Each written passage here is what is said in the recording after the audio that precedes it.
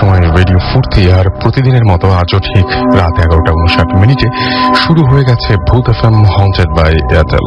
আমি রাসেল আছি সাথে, আমার সাথে রয়েছে মাসুম এবং আজকের অতিথিরা। সেই সাথে আমাদের সাথে আজকে রয়েছে চিটাগং ফয়েজ লেকে ফুর্তি থেকে সিলেক্টেড 5 জন গেস্ট এবং সেই সাথে রয়েছে এয়ারটেল থেকে নির্বাচিত 5 জন গেস্ট। তারা সবাই এই মুহূর্তে ফয়েজ লেকে রয়েছে। আমরা কিছুক্ষণের মধ্যে তার সাথে কথা বলবো, তবে তার আগে আমরা নিয়ম কারণগুলো বলে দিই। ভূত এফএম এ যদি আপনি আমাদের আজকে SMS এর মাধ্যমে আমাদের সাথে জয়েন করতে চান বা আপনি যদি পার্টিসিপেট করতে চান, তাহলে আপনাকে যেটা করতে হবে, মোবাইলের মেসেজ অপশনে গিয়ে টাইপ করতে হবে ফুর্তি, FOORTI, ফুর্তি, স্পেস দিয়ে আপনার নাম, স্পেস দিয়ে আপনার মেসেজ, আর পাঠিয়ে দিতে হবে 9840 নাম্বারে। আর যদি আপনি চান যে আপনি কোনো ঘটনা পাঠাবেন, তাহলে যেটা করতে হবে, আমাদের ইমেল অ্যাড্রেসটি আপনাকে মনে রাখতে হবে বা নোট করে ফেলতে হবে। And email address is bhootfm@radiofurti.fm, আর স্পেলিংটি হচ্ছে BHOOTFM@radiofurti.fm। আর সেই সাথে এই সুন্দর শীত চলে যাচ্ছে, এরকম একটা সুন্দর রাত্রিতে আপনাদের সবাইকে জানাচ্ছি অনেক অনেক অনেক অনেক শুভেচ্ছা। আপনারা সাথে আছেন বলে আমরা ধীরে ধীরে এগিয়ে যাচ্ছি এবং আমরা চেষ্টা করছি আপনাদের চাহিদা অনুযায়ী আরো নতুন নতুন সবকিছু ভূত এফএমে যোগ করতে, এবং সেটা আমরা অনবরত আমরা সেই চেষ্টার মধ্যে আছি। এবং আপনারা যদি সাথে থাকেন তাহলে এই চেষ্টা অব্যাহত থাকবে এবং আপনাদের নিয়ে আমরা এগিয়ে যাব আরো অনেক অনেক অনেক অনেক সামনে। যতদিন পর্যন্ত আপনারা আমাদের সাথে রয়েছেন, ততদিন পর্যন্ত ভূত এফএম আপনাদের সাথে থাকবে ইনশাল্লাহ। যাই হোক, আজকের এই এপিসোডটি যদি আনফরচুনেটলি, যদি এটা স্পেশাল একটা এপিসোড, তারপরে আনফরচুনেটলি যদি কেউ মিস করে ফেলেন, তাহলে চিন্তার একেবারে কোনো কারণ নেই। আপনাকে যেটা করতে হবে, আপনাকে এয়ারটেল এম রেডিওর সাহায্য নিতে হবে এবং সেই ক্ষেত্রে আপনাকে যেটা করতে হবে সেটা হচ্ছে আপনার এয়ারটেল নাম্বার থেকে ডায়াল করতে হবে 4040, সিলেক্ট করতে হবে চ্যানেল 22। এরপরে দেখবেন যে একের পর এক বিভিন্ন এপিসোডের অপশনগুলো আপনাকে দেওয়া হচ্ছে। যে এপিসোডটি আপনি মিস করেছেন বা যে এপিসোডটি আপনি পুনরায় শুনতে চান, সেই এপিসোডটি চাইলে আপনি সেখান থেকে শুনে ফেলতে পারবেন। And now listeners can get the Bhoot FM tune as their caller tune, my tune from Airtel. Bhoot FM tune code is 92125 and you can activate it by sending SMS, type CT space 92125 and send it to 3123. ব্যাস, এই টিউনটি আপনার হয়ে যাবে। So এই ছিল নিয়ম কানুন, এবং আমরা যথারীতি প্রথম একটা ঘটনা দিয়ে শুরু করতে চাই। আমাদের অতিথিরা যদিও রয়েছেন আজকে, তারপরে একটা ঘটনা যাচ্ছি এবং এই ঘটনাটা আমরা আপনাদেরকে শোনাবো। ইন দ্য মিন টাইম আমাদেরকে মাসুম নিয়ে যাবে চিটাগংয়ে। তো আমি ঘটনা শুরু করছি এবং আমরা চিটাগংয়ে কি অবস্থা, ভূত এফএম টিম সেখানে কি করছে সেটা আমরা জেনে নেব। আমাদের ওখানে আউটডোর ব্রডকাস্টার সাদ রয়েছে ওখানে, এবং সেই সাদ আমাদের জানাবে যে কি অবস্থা। তো এই মুহূর্তে আমাকে যে ঘটনাটি যিনি পাঠিয়েছেন, তিনি স্টুডিওতে উপস্থিত হতে পারেননি। তিনি চেয়েছেন যে তার ঘটনাটি আমরা পড়ে শোনাই, তেমন একটা ঘটনা আমরা শোনাচ্ছি। লিখেছেন, ডিয়ার রাসেল ভাই, কেমন আছেন? আমি জানি আপনি সব সময় ভালোর দলে। আমার নাম ইমরান, আমি বর্তমানে একটি প্রাইভেট কোম্পানিতে আছি। আজ আমি আপনাকে যে ঘটনাটি আপনার সাথে শেয়ার করছি, তার পরিণাম ফল এখনো আমাকে ও আমার ভাইকে বয়ে বেড়াতে হচ্ছে। ঘটনাটি আজ থেকে 3-4 বছর আগের। তখন গরমের সময়, ওই সময় আমরা রাতের বেলা ছাদে উঠে বসে থাকতাম। আমরা যখন যেই বাড়িতে থাকতাম, এটা ছিল 5 তলা একটি বিল্ডিং। বাড়ির পেছনে বড় একটা উঠান আর কিছু লোকাল ঘর বাড়ি ছিল। সেদিন ছিল পূর্ণিমার রাত এবং কারেন্ট নাই, তাই অসহ্য গরম। আমরা ছাদে বসে গল্প করছিলাম। তখন রাত 1:30 বা 2টা। হঠাৎ বাতাসে খুব পচা একটা গন্ধ, মাংস পচে গেলে যেমন গন্ধ পাওয়া যায় তেমন, এবং গন্ধটা খুব তীব্র ছিল। তাই আমার ভাই উঠে গিয়ে খুঁজতে লাগলো যে গন্ধটা কোনখান থেকে আসছে। আমি ফোনে কথা বলছিলাম, হঠাৎ করে দেখি ও আমাকে ইশারায় কাছে ডাকছে। আমি ফোনটাকে কেটে দিয়ে ওর কাছে গেলাম। ও আমাকে বলল, ভাইয়া দেখো তো, এত রাতে নিচে ওটা কে দাঁড়িয়ে আছে। আমি নিচে তাকালাম, দেখলাম আমরা যেখানে দাঁড়িয়ে আছি তার ঠিক নিচে বিল্ডিং এর কোনায় একজন মেয়ে দাঁড়িয়ে আছে, মাথায় ঘোমটা দিয়ে। খুবই অবাক হলাম, এত রাতে একটা মেয়ে সাদা কাপড় পরে এভাবে দাঁড়িয়ে আছে। আমরা দুজন অনেকক্ষণ চুপচাপ ছিলাম। আর কথা বলা দরকার ওই সময় গন্ধটা খুবই তীব্র আকার ধারণ করেছিল। যাই হোক, এমন সময় রাতের নিস্তব্ধতা ভেঙে দিয়ে আমার ফোনটা বেজে ওঠে। তারপর যা দেখলাম তা আমি কোনোদিন ভুলবো না। দেখলাম বিভৎস একটা মুখ ওপর দিকে তাকালো, জল করছিল চোখ দুটো। আমরা দুই ভাই দৌড়ে বাসায় চলে আসি আর উঠিনি ছাদে। ঘটনাটা এখানে শেষ হলেই ভালো হতো, কিন্তু এরপর থেকে গভীর রাতে আমরা আমাদের দরজার বাইরে কারো পা হাঁটার আওয়াজ শুনতাম, ঠক ঠক করে শব্দ হওয়া শুনতাম। আমি রাত জেগে পড়াশোনা করাটা ছেড়ে দেই এবং এতে আমার মা বাবা দুইজনই খুব অবাক হন, কিন্তু কাউকে বলিনি। এভাবেই প্রতি রাতে চলতে লাগলো। এক সপ্তাহ পর রাত 9টা কি 10টা আমার বাসার সবাই আমরা বসে টিভি দেখছিলাম। হঠাৎ করে সামনের দরজাটা খুলে যায়। কোনো বাতাস নাই, কেউ নাই। আমরা ব্যাপারটাকে গুরুত্ব দেই না। আমার বাবা উঠে গিয়ে দরজা লক করে দিলেন। কিছু সময় পর প্রচন্ড শব্দে দরজা খুলে যায়। আমরা চিৎকার করে উঠি, সবাই খুব অবাক হয়ে যায়। আমার বাবা দৌড়ে নিচে নেমে দেখলেন কেউ নেই। আমাদের বাসার পাশে আন্টিরাও দরজা খুলে বের হয়ে এসেছিলেন। এটা নিয়ে কোনো আলোচনা করতে বাধা নিষেধ করলেন। ওই রাতে আম্মা পানি খাওয়ার জন্য উঠলেন ঘুম থেকে এবং তিনি আমাদের বাসায় অসম্ভব পচা একটা গন্ধ পান, যদিও ওটা সম্ভব ছিল না। পরদিন সকালে আমরা সেই রাতের ঘটনাটা শেয়ার করি। আমার বাবা একজন হুজুর ডেকে আনেন। উনি বললেন আমরা সেদিন খুব খারাপ একটা জিনিস দেখেছি, ওটা আমাদের ক্ষতি করতে চেয়েছিল। এরপরে তিনি আমাদের দুই ভাইকে 2টা রিং দেন আঙুলে পরার জন্য। কোনো অবস্থাতে এটা যেন হাত থেকে খুলে না ফেলা হয় সেজন্য তিনি বারণ করে দেন। এরপর থেকে আজ পর্যন্ত রিংটা খুলিনি। এটাই আমাদেরকে মোহাম্মদ ইমরান হুসাইন চিটাগং থেকে লিখেছেন। কিন্তু এই স্টোরিটা অনেক ভালো, থ্যাংক ইউ ইমরান। বাট আমরা ওয়েট করছি আমাদের আরো ভয়াবহ বেশ কিছু ঘটনা রয়েছে। সেই ঘটনার জন্য আমি আসলে খুব এক্সাইটেড আজকে, যে অনেক অনেক ভয়ের ঘটনা রয়েছে। আমি আজকে সাধারণত উল্লেখ করি না, বাট আজকে উল্লেখ করতে বাধ্য হচ্ছি। So stay tuned, just stay tuned. দেখবেন যে একের পর এক কি ঘটনাগুলো আপনাদের জন্য ওয়েট করছে, it is simply can't imagine. যাই হোক, আমরা এখন চলে যাব চিটাগংয়ে। তার আগে ঘটনায় যাওয়ার আগে একটু শুনে আসি যে সেখানে আমাদের ভূত এফএম এর যারা গেস্ট রয়েছেন, যারা লিসেনার রয়েছেন, তারা কি করছেন এবং এয়ারটেল থেকে নির্বাচিত যারা আছেন তারা কি করছেন সেখানে। হ্যালো,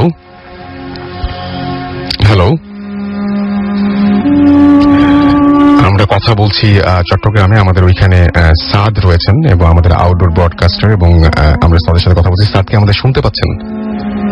রাসেল ভাই, আপনি যেটা বলছিলেন, আমি এই মুহূর্তে চিটাগংয়ের ফয়েজ লেকে আছি। আমি আমার পজিশনটা প্রথমে বলিনি, আমি যেই জায়গাটা আছি ফয়েজ লেকে আপনি নিশ্চয়ই জানেন এবং আমাদের লিসেনাররা জানা শুনছে তারা অনেকেই জানেন যে ফয়েজ লেক হচ্ছে অনেকগুলো ছোট ছোট পাহাড় মধ্যে একটা লেকের মতো। ফয়েজ লেকটা হচ্ছে এরকম। আমরা এই মুহূর্তে একটা আছি এর ভিতরে অনেকটা দুর্গম সাইডে একটা পাহাড়ের ঠিক গোড়া দিয়ে।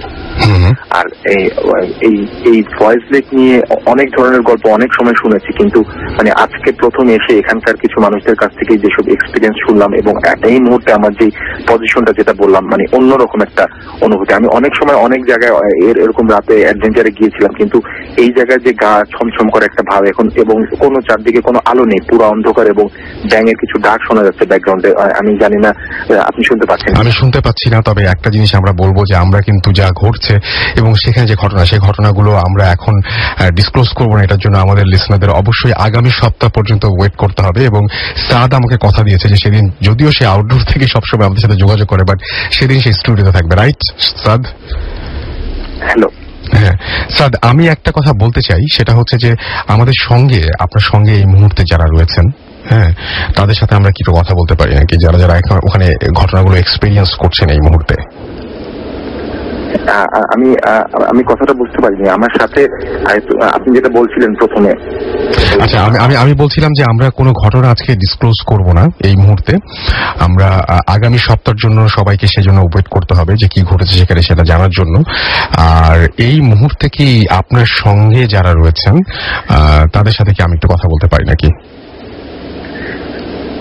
আমার সাথে এই মুহূর্তে হচ্ছে আমাদের পরিচিত কিছু, আমাদের লিসনারদের সবার পরিচিত কিছু মানুষ আছে, এবং তার চেয়ে বড় কথা হচ্ছে আমাদের সাথে আমাদের কিছু খুব অ্যাডভেঞ্চারাস বন্ধু আছে যারা হচ্ছে আমাদের ভূত এফএম এর রেগুলার লিসনার, এবং তারা সবাই আজকে খুব বেশি এক্সাইটেড, কারণ হচ্ছে এরকম একটা এক্সপিরিয়েন্স তারা করতে পেরে। এবং মানে আমি বোঝাতে পারবো না কি ধরনের এক্সপিরিয়েন্স। যদি আপনি সরাসরি আমার জায়গাটা থাকতেন তাহলে বুঝতে পারতেন যে এই ধরনের এতদিন শুধু ভূত এফএম এর গল্প শুনে এসেছে, এবং মানে এই মুহূর্তে অবস্থাটা আমাদের লিসনাররা যেন শুনতে পাচ্ছেন, তারা কতটুকু ফিল করতে পারছেন আমি জানি না। আসলে জিনিসটা আসলে অন্যরকম একটা মানে, আর একটা জায়গা সম্পর্কে যখন একটা গল্প বা কাহিনী প্রচলিত হয়ে যায়, সেই জায়গাটা যখন সশরীরে একটা মধ্যরাতে এসে থাকা হয়, মানে আসলেই সেটা অন্যরকম একটা। আমি কিন্তু এখন কিন্তু মানে কিছু আওয়াজ পাচ্ছি হালকা। আমি জানি যে যারা আমরা চেষ্টা করেছিলাম যে যারা ঘটনাগুলো ঘুরে এসে খুব সুন্দর করে আবার বলতে পারবেন সেরকম কিছু মানুষকে সেখানে নিয়ে যেতে। তো ওখানে ফারনান আছে, বাবু ভাই আছেন, আবরার আছেন। আমরা কি একটু টুকটাক কথা বলতে পারি তাদের সাথে? পরের বারে আবার এসে আবার অন্যদের সাথে কথা বলবো আর কি। হ্যালো। হ্যাঁ রাসেল ভাই। হ্যাঁ, আমরা জানি যে ওখানে যারা আছেন, যেমন বাবু ভাই, ফারনান, আবরার ভাই, এরা আছেন। তো আমরা কি তাদের সাথে একটু কথা বলতে পারি? অবশ্যই অবশ্যই। আমার এই মুহূর্তে আমি বাবু ভাইকে দিচ্ছি কথা বলার জন্য। বাবু ভাই তার এক্সপিরিয়েন্স শেয়ার করবেন। হ্যাঁ বাবু ভাই, আমি প্রথমে জানতে চাচ্ছি যে আপনার আসলে শুধু আমরা ছোটখাটো কিছু জিনিস জানবো যে এই মুহূর্তে আপনার কেমন লাগছে ওই জায়গাটায়। হ্যাঁ, এখানে একটা অসাধারণ ফিলিংস রাসেল ভাই। আমরা এখানে বসে আছি যেখানে, সেটা হচ্ছে আপনার ঠিক কয়েকটা পাহাড়ের মাঝখানে, বেশ অন্ধকার, আর ব্যাং ডাকছে চারপাশে, আর মানে বেশ উঁচু উঁচু পাহাড়, গাছ আছে এবং বেশ কুয়াশাচ্ছন্ন, এবং জায়গাটা বেশ হরিফিক এন্ড মিস্টিক। এবং এই জায়গা সম্বন্ধে অনেক গল্প আমরা শুনতে পেরেছি। সেই গল্প আমরা আগামী সপ্তাহের জন্য তুলে রাখবো সযত্নে, এবং সেই জন্য আমাদের আগামী সপ্তাহ পর্যন্ত ওয়েট করতে হবে। আমরা একটু আবরার ভাইয়ের সাথে কথা বলি। হ্যাঁ শিওর। আমরা এখন কথা বলছি আবরার ভাইয়ের সাথে। তো আমরা জানতে চাইবো আবরার ভাইয়ের কাছে শুরুতেই যে আবরার ভাই এই মুহূর্তে আপনার কেমন লাগছে? জি সালামালাইকুম রাসেল ভাই। আসলে আমি আপনার আগে কথাটা বুঝতে পারিনি, আমি একটু ঠিক এই মুহূর্তে আপনার কেমন লাগছে? এই মুহূর্তে আপনি কেমন ফিল করছেন? ও আচ্ছা, আসলে এরকম এক্সপিরিয়েন্স আসলে মানে সবাই যদি থাকতো তাহলে বুঝতে পারতেন যে ভয়ঙ্কর রকম একটা ছিমছিমে একটা পরিবেশ, এবং চারদিকে আসলে আমরা অন্ধকার ছাড়া কিছু দেখছি না। খুবই মানে বলতে গেলে যতটুকু আর কি কুয়াশা ভেদ করে যতটুকু একটু হালকা আলো আর কি আমরা পাচ্ছি, সেটা আর কি মানে বেশি দূর পর্যন্ত দেখা যাচ্ছে না। আর এখানকার এনভায়রনমেন্টটা আসলে প্রচন্ড রকমের, আপনার বলতে গেলে এটা বর্ণনা এখন প্রকাশ করা যাচ্ছে না আসলে। আচ্ছা, আর আমরা ফারনানের সাথে একটু কথা বলি। ফারনান নিশ্চয়ই আছেন আপনাদের সঙ্গে, আমরা একটু ফারনানের সাথে কথা বলি। তো আমরা এখন কথা বলছি ফারনানের সাথে, এবং ফারনান আপনার কাছে আমি জানতে চাইবো এই মুহূর্তে, ঠিক হ্যাঁ ফারনান, এই মুহূর্তে আপনি কি ফিল করছেন? হ্যাঁ আসলে থ্যাংক ইউ। আসলে এরকম একটা হন্টেড ট্যুরে আমাকে সুযোগ করে দেওয়ার জন্য আমরা খুবই এক্সাইটেড, এবং আসলে এরকম অপরচুনিটি আমার লাইফে কখনো আসেনি। এর আগে আমি যখন সিলেটে গিয়েছিলাম তার থেকে অনেক বেশি হন্টেড এবং হরিবল আসলে এখানকার প্লেস। আমরা একটা লেকের মধ্যে, এখন ফয়েজ লেকের ঠিক মাঝখানে একটা নৌকাতে অবস্থান করছি, এবং আশেপাশে সব বড় বড় পাহাড় এবং যে ঘন বনগুলা খুবই মিস্টেরিয়াস এবং খুবই হরিবল। আচ্ছা, আমরা জানি যে এয়ারটেল থেকে নির্বাচিত যাদের কণ্ঠ কেউই শোনেন নাই এই পর্যন্ত, তারা আছেন আপনাদের সাথে। আমরা কি তাদের মধ্যে যে কোনো একজনের সাথে একটু কথা বলতে পারি? মানে আমি কি ফোনটা পাস করি? জি জি প্লিজ প্লিজ, আমরা তাহলে একটু কথা বলতাম তাদের সাথে এই মুহূর্তে। তো আমরা জানি যে আমাদের ভূত এফএম এর মাধ্যমে নির্বাচিত কিছু লিসনাররা। হ্যাঁ আচ্ছা, আপনার নামটা বলবেন, একটু পরিচয়টা বলবেন ভাইয়া প্লিজ। আমি মোহাম্মদ রেজওয়ানুল আরিফিন। জি, আপনার বাসা কোথায়? আমার বাসা সায়দাবাদ। সায়দাবাদ। আপনি কিভাবে নির্বাচিত হয়েছেন সেটা তো আপনি জানেন, আপনি এয়ারটেলের মাধ্যমে নির্বাচিত হয়েছেন। এই মুহূর্তে আপনি কি ফিল করছেন ওইখানে? এই মুহূর্তে আসলে আমার এরকম প্লেসে এই পর্যন্ত এখনো কোনো সময় আমার আসা হয়নি, যেখানে অনেক কুয়াশাবৃত একটা পরিবেশের মধ্যে, আলো আধারের মধ্যে, একটা পাহাড়ের ঠিক কাছাকাছি আমরা বসে আছি। ঠিক আমাদের এই কয়েকজন ছাড়া আশেপাশে কেউ নেই। এই পরিস্থিতিটা আসলে ভাইয়া আসলে বলে বোঝানো যাবে না। আচ্ছা, আমরা একে একে আবার সবার সাথে কথা বলবো। থ্যাংক ইউ আপনাদের সবাইকে আমাদেরকে সময় দেওয়ার জন্য। আমরা আবারও ফোনে আপনাদের কাছে ফিরে আসবো। এখনকার মতো আপনাদেরকে টাটা, আবারও ফিরে আসছি। এবং যারা যারা কথা বলেননি, অনেকে অনেকেই আছেন, আপনারা তো যারা পরিচিত তাদের কণ্ঠ শুনতে পেলেন, কিন্তু অনেকেই আছেন খুব বেশি অপরিচিত এবং কোনোদিন কথা শুনলেন, তাদের কাছেও আমরা ফিরে আসবো একটু পরে। তারা সবাই রয়েছেন, আমরা বললাম যে ফয়েজ লেকে, এবং সেই ফয়েজ লেকে তারা চেষ্টা করছেন যে সমস্ত ঘটনা আমরা শুনেছি, ফয়েজ লেক নিয়ে অনেক ঘটনা আমরা শুনেছি, প্রচলিত অনেক কিছু। এবং আমি একজনকে জিজ্ঞেস করেছিলাম, আমি কথা প্রসঙ্গে জিজ্ঞেস করেছিলাম যে আচ্ছা ভাই ফয়েজ লেকে কি আছে, কি হয় সেখানে? উনি একদম চমকে উঠে বলেন যে কি হয় মানে এখানে তো মারমেড আছে। তো আমার মনে হয় যে দেখা যাক কি দেখতে পারেন তারা, সেই জন্য অবশ্যই আপনাদেরকে আগামী সপ্তাহ পর্যন্ত ওয়েট করতে হবে। এবং আমরা চেষ্টা করেছি যারা শুধুমাত্র ঘটনা ভালো উপহার দিয়েছেন শুধু তাই না, যারা ওখানে দেখে এসে আপনাদেরকে আবার সুন্দর করে বুঝিয়ে বলতে পারবেন, সেই সমস্ত মানুষদেরকে সিলেক্ট করতে। এবং সেই সাথে আরো অনেকেই আছেন এখানে সিলেক্টেড, চট্টগ্রামের স্থানীয় মানুষও আছেন আমরা সিলেক্ট করেছি সেরকম একজনকে, যিনি ওই ঘটনাগুলোও জানেন, সেরকম একজন মানুষ আছেন। আমরা চেষ্টা করবো তাকে ঢাকায় নিয়ে আসার, বা আজকে একটু পরে আমরা তার সাথেও কথা বলবো। আপাতত আমরা চলে আছি স্টুডিওতে আমাদের যে সমস্ত গেস্ট রয়েছেন তাদের কাছে, এবং প্রথমে আমি যাব আরিফিন ভাইয়ের কাছে। এবং আরিফিন ভাই, আপনার পুরো নামটা একটু বলবেন এবং কোথা থেকে আপনি এসেছেন যদি একটু প্লিজ বলতেন। আমার নাম মোহাম্মদ সাইফুল আরিফিন, আমি HSBC ব্যাংকে ইন্টারনাল অডিট ডিপার্টমেন্টে আছি। ওকে, তো আমরা সরাসরি ঘটনায় চলে যাই। আমার ঘটনাটা রাসেল ভাই 2000 সালের ঘটনা। এটা সোল্লা জমিদার বাড়ির ঘটনা। সোল্লা ডাকাতিয়া নদীর ওই পারে, এই পারে হচ্ছে চাঁদপুর, ওই পারে হচ্ছে সোল্লা গ্রামটা। তো গ্রামটা তখন পর্যন্ত আমি যখন গিয়েছি তখন পর্যন্ত আমি দেখেছি কোনো ইলেকট্রিসিটি পৌঁছায়নি ওখানে। তো আমি যাওয়ার পরে আমার প্রথমে আমি ঘটনার মধ্যে চলে যাচ্ছি। জমিদার বাড়িতে আমি যখন ঢুকবো, শুরুতেই একটা লোহার গেট পার হয়ে কিছু দূর যাওয়ার পরে ডান দিকে একটা ছোট্ট দিঘি, বামে হচ্ছে 200 বছরের পুরানো একটা পাথরের মসজিদ, তার সাথে একটা গ্রেভইয়ার্ড, এবং সোজা সামনে তাকালে বিশাল জমিদার বাড়িটা দেখা যায়। তো জমিদার বাড়িটা বাইরে দিয়ে রেনোভেট করা ছিল, কিন্তু ভেতর দিকে কোথাও কখনো হাত দেওয়া হয়নি। ঘরগুলো ওইভাবেই পরিত্যক্ত অবস্থায় পড়ে থাকতো এবং তালা মারা অবস্থায় থাকতো। তো জমিদার বাড়ির ভিতরে লোহার গেট দিয়ে ঢুকে ভিতরে চলে গেলে কিছু দূর গেলে একটা উঠান মতো জায়গা, তার ওপারে আমার মামা বাড়ি ছিল, দোতলা একটা বাড়ি, ওখানে আমরা থাকতাম। তো যেটা আমি বলতে চাচ্ছিলাম যে জমিদার বাড়ির ঠিক ডান দিক ঘেঁষে একটা জংলা মতো ছিল, তার সাথে একটা বিশাল বড় বনের মতো একটা। তো ওখানে ওরা বলতো যে এটা আম বাগান। তো আমি ওখানে আম গাছও দেখেছি, বিভিন্ন প্রজাতির বড় বড় গাছ দেখেছি। তো কিছু কাহিনী ছিল ওই আম বাগানকে ঘিরে, কিছু কাহিনী ছিল জমিদার বাড়িকে ঘিরে। তো একটা খুব মজার কাহিনী, খুব প্রচলিত একটা কাহিনী আছে, যেটা আমি গ্রামে গিয়ে অনেক বয়স্ক মানুষদের মুখে শুনেছি। সেটা হচ্ছে যে জমিদার সাহেব আজ থেকে 150-200 বছর আগে ব্রিটিশ অ্যাপয়েন্টেড জমিদার যারা ছিলেন, তারা এতটাই ফেরোসাস ছিলেন যে তারা কাউকে কখনো টর্চার করার সময় বা কাউকে শাস্তি দেওয়ার সময় কখনো পিছপা হতেন না। একবার এরকম একটা ঘটনা ছিল যে একবার উনি ওনার বিচার কার্য চালাচ্ছিলেন হল ঘরে বসে, বিশাল হল ঘরে বসে। ওই মুহূর্তে ঘোড়ার খুঁড়ের আওয়াজ হয়, প্রচুর ঘোড়ার খুঁড়ের আওয়াজের জন্য ওনার বিচার কাজটা ব্যাহত হয়। তো ব্যাহত হওয়ার পরে উনি ওনার সেনাপতিকে হুকুম দেন যে ধরে নিয়ে আসো কার ঘোড়ার খুঁড়ের আওয়াজের জন্য বিচার কাজ থেকে গেছে। তো ওনার সেনাপতি তখন যাকে ধরে নিয়ে আসে, দেখা যায় যে উনি ঘোড়সওয়ার ছিলেন, ঘোড়ার গাড়ি ছিল, উনি ছিলেন একজন আফগান ভদ্রলোক। তো ওই ভদ্রলোক বিজনেস পারপাসে এই অঞ্চলে এসেছিলেন এবং ট্রান্সপোর্টেশন নিয়ে এই পথ দিয়ে যাচ্ছিলেন।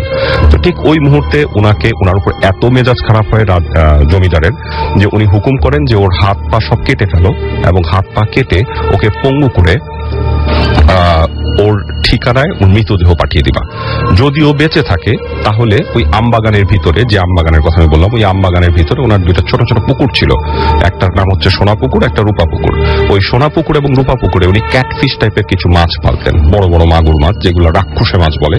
তো ওগুলো মানুষ খেকো, এবং যারা উনার টর্চারের পরে বেঁচে যেত, ফাইনাল টর্চারটা ছিল ওই মানুষগুলাকে ওই পুকুরে নিয়ে ফেলে দেওয়া হতো, তারপরে যদি কেউ সার্ভাইভ করতে পারে তাকে ছেড়ে দেওয়া হতো, which was quite impossible. ওকে, তো ওনাকে যখন হাত পা এভাবে কেটে ফেলা হয়, হাত পা কেটে পঙ্গু অবস্থায় লোকটা বেঁচে ছিল, আফগান ভদ্রলোক বেঁচে ছিল, ওই অবস্থায় ওনাকে নিয়ে সোনা পুকুরে ফেলে দেওয়া হয় এবং ক্যাটফিশ তাকে খেয়ে ফেলে। ওই দুমড়ানো মুচড়ানো মৃত গলিত ওই লাশটা পরে মারা যায়।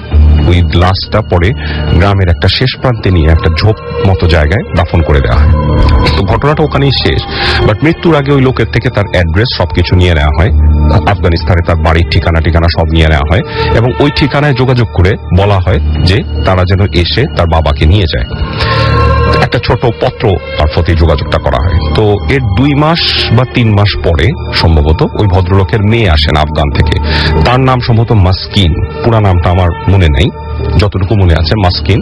তো ওই মেয়ে আসে, তার বয়স 16-17 বছর হবে, সে তার বাবার লাশ নিতে আসে। তো ওই মেয়েকে দেখে তখন জমিদার পছন্দ হয়ে যায়, ভালো লেগে যায় এবং বলে যে তাকে কয়েদ করো। তাকে তখন উপরে কুঠুরিতে, জমিদার বাড়িটা দোতলা ছিল, দোতলার নিচতলাগুলা ছিল হল ঘর, মুজরার রুম, বড় বড় কিছু রুম। উপরের ঘরটায় ছিল আপনার ছোট ছোট কিছু কুঠুরি মতো কিছু বেডরুম, আর এক সাইডে ছোট ছোট ছোট ছোট বেশ কিছু কুঠুরি, আর লম্বা টানা বারান্দা পিছনের দিকে। তো ওরকম একটা কুঠুরিতে, দোতলার একটা কুঠুরিতে নিয়ে তাকে বন্দি করে রাখা হয় এবং রাজামশাইয়ের যখন যা খায়েশ হতো উনি তা পূরণ করতেন। এটা ছিল কথিত একটা কাহিনী। আমি ওখানে যাই, আমি ঘুরতে যাই, ঘুরতে গিয়ে এরকম বিভিন্ন কাহিনী শুনি। আমবাগান সম্পর্কে কিছু কাহিনী শুনি। আমবাগান সম্পর্কে আমি যেটা শুনি সেটা হচ্ছে যে এভাবে ওই পুকুরগুলাতে মানুষ খাওয়ানো হতো, এক। দুই হচ্ছে বর্তমানকালে যেটা আমি শুনেছি যে বাচ্চারা অনেক সময় আম পাড়তে গিয়ে উপর থেকে ধাক্কা দিয়ে, ডাল থেকে ধাক্কা দিয়ে নিচে ফেলে দেওয়া হয়। কে ধাক্কা দেয়, কে বাকারা কেউ জানে না। তারপরে ঢিল ছোড়ে, বাচ্চারা যখন গাছে ঢিল ছোড়ে বা বুমেরাং জাতীয় কিছু ছোড়ে, কিছুক্ষণ ছোড়ার পরেই খুব জোরে গাছ থেকে আম ছুড়ে আসে, তাদের দিকে ছুটে আসে, এবং ওই আমের আঘাতে একটা বাচ্চা অন্ধ হয়ে গেছিল, তার একটা চোখ নষ্ট হয়ে গেছিল। এবং জমিদার বাড়ির আরেকটা কাহিনী আমাকে যেটা স্ট্রাইক করে, সেটাও একজন বুজুর্গ লোকের মুখে শোনা। সেটা হচ্ছে এইরকম যে একবার এক দোতলায় ওই বারান্দা মতো যে জায়গাটা, ওখানে একটা ছোট বাচ্চা, 8-10 বছরের একটা বাচ্চা হাঁটছিল। গ্রামের মানুষের চোখের সামনে তারা দেখেছে যে বাচ্চাটা কিছুই নাই, বাচ্চাটা জাস্ট পিছন দিকে আস্তে আস্তে রেলিং ধরে উল্টায় নিচে পড়ে গেছে। রেলিং ধরে উঠে নিচে নিজে পড়ে গেছে, অংশে তার চোখ মুখ বিস্ফোরিত ছিল। নিচে পড়ার পরে তাকে হাসপাতালে নেওয়া হয়, ট্রিটমেন্ট করা হয়, সবকিছু করা হয়। বাচ্চাটা এরপর থেকে অটিস্টিক আচরণ করে। বাচ্চাটা কথা বলতে পারে, সবকিছু করতে পারে, সে এখনো বেঁচে আছে, এবং সে অটিস্টিক হয়ে যায় ওই 10 বছর বয়স থেকে। সে আর কোনো কথা বলতে, মানে সুস্থ কোনো কথা বলতে পারে না। এইগুলো ছিল কিছু কাহিনী। তো আমি প্রথম রাতে I was very curious at that time. So আমি যেটা করি, আমি ওখানকার যে ম্যানেজার ছিল, উনি যিনি এগুলো রক্ষণাবেক্ষণ করতেন, ওনার কাছ থেকে আমি চাবির গোছাটা নিয়ে নিই রাজবাড়ির। ওনাকে গুলিয়ে বালিয়ে চাবির গোছাটা নিয়ে নিই। তো আমার খুব ইচ্ছা করে যে আমি রাজবাড়ির ছাদে গিয়ে একটু হাঁটবো। দোতলা রাজবাড়ির 3তলা ছাদ, সো ওখান থেকে পুরা গ্রামটা, ডাকাতিয়া নদীটা খুব সুন্দর দেখা যায়।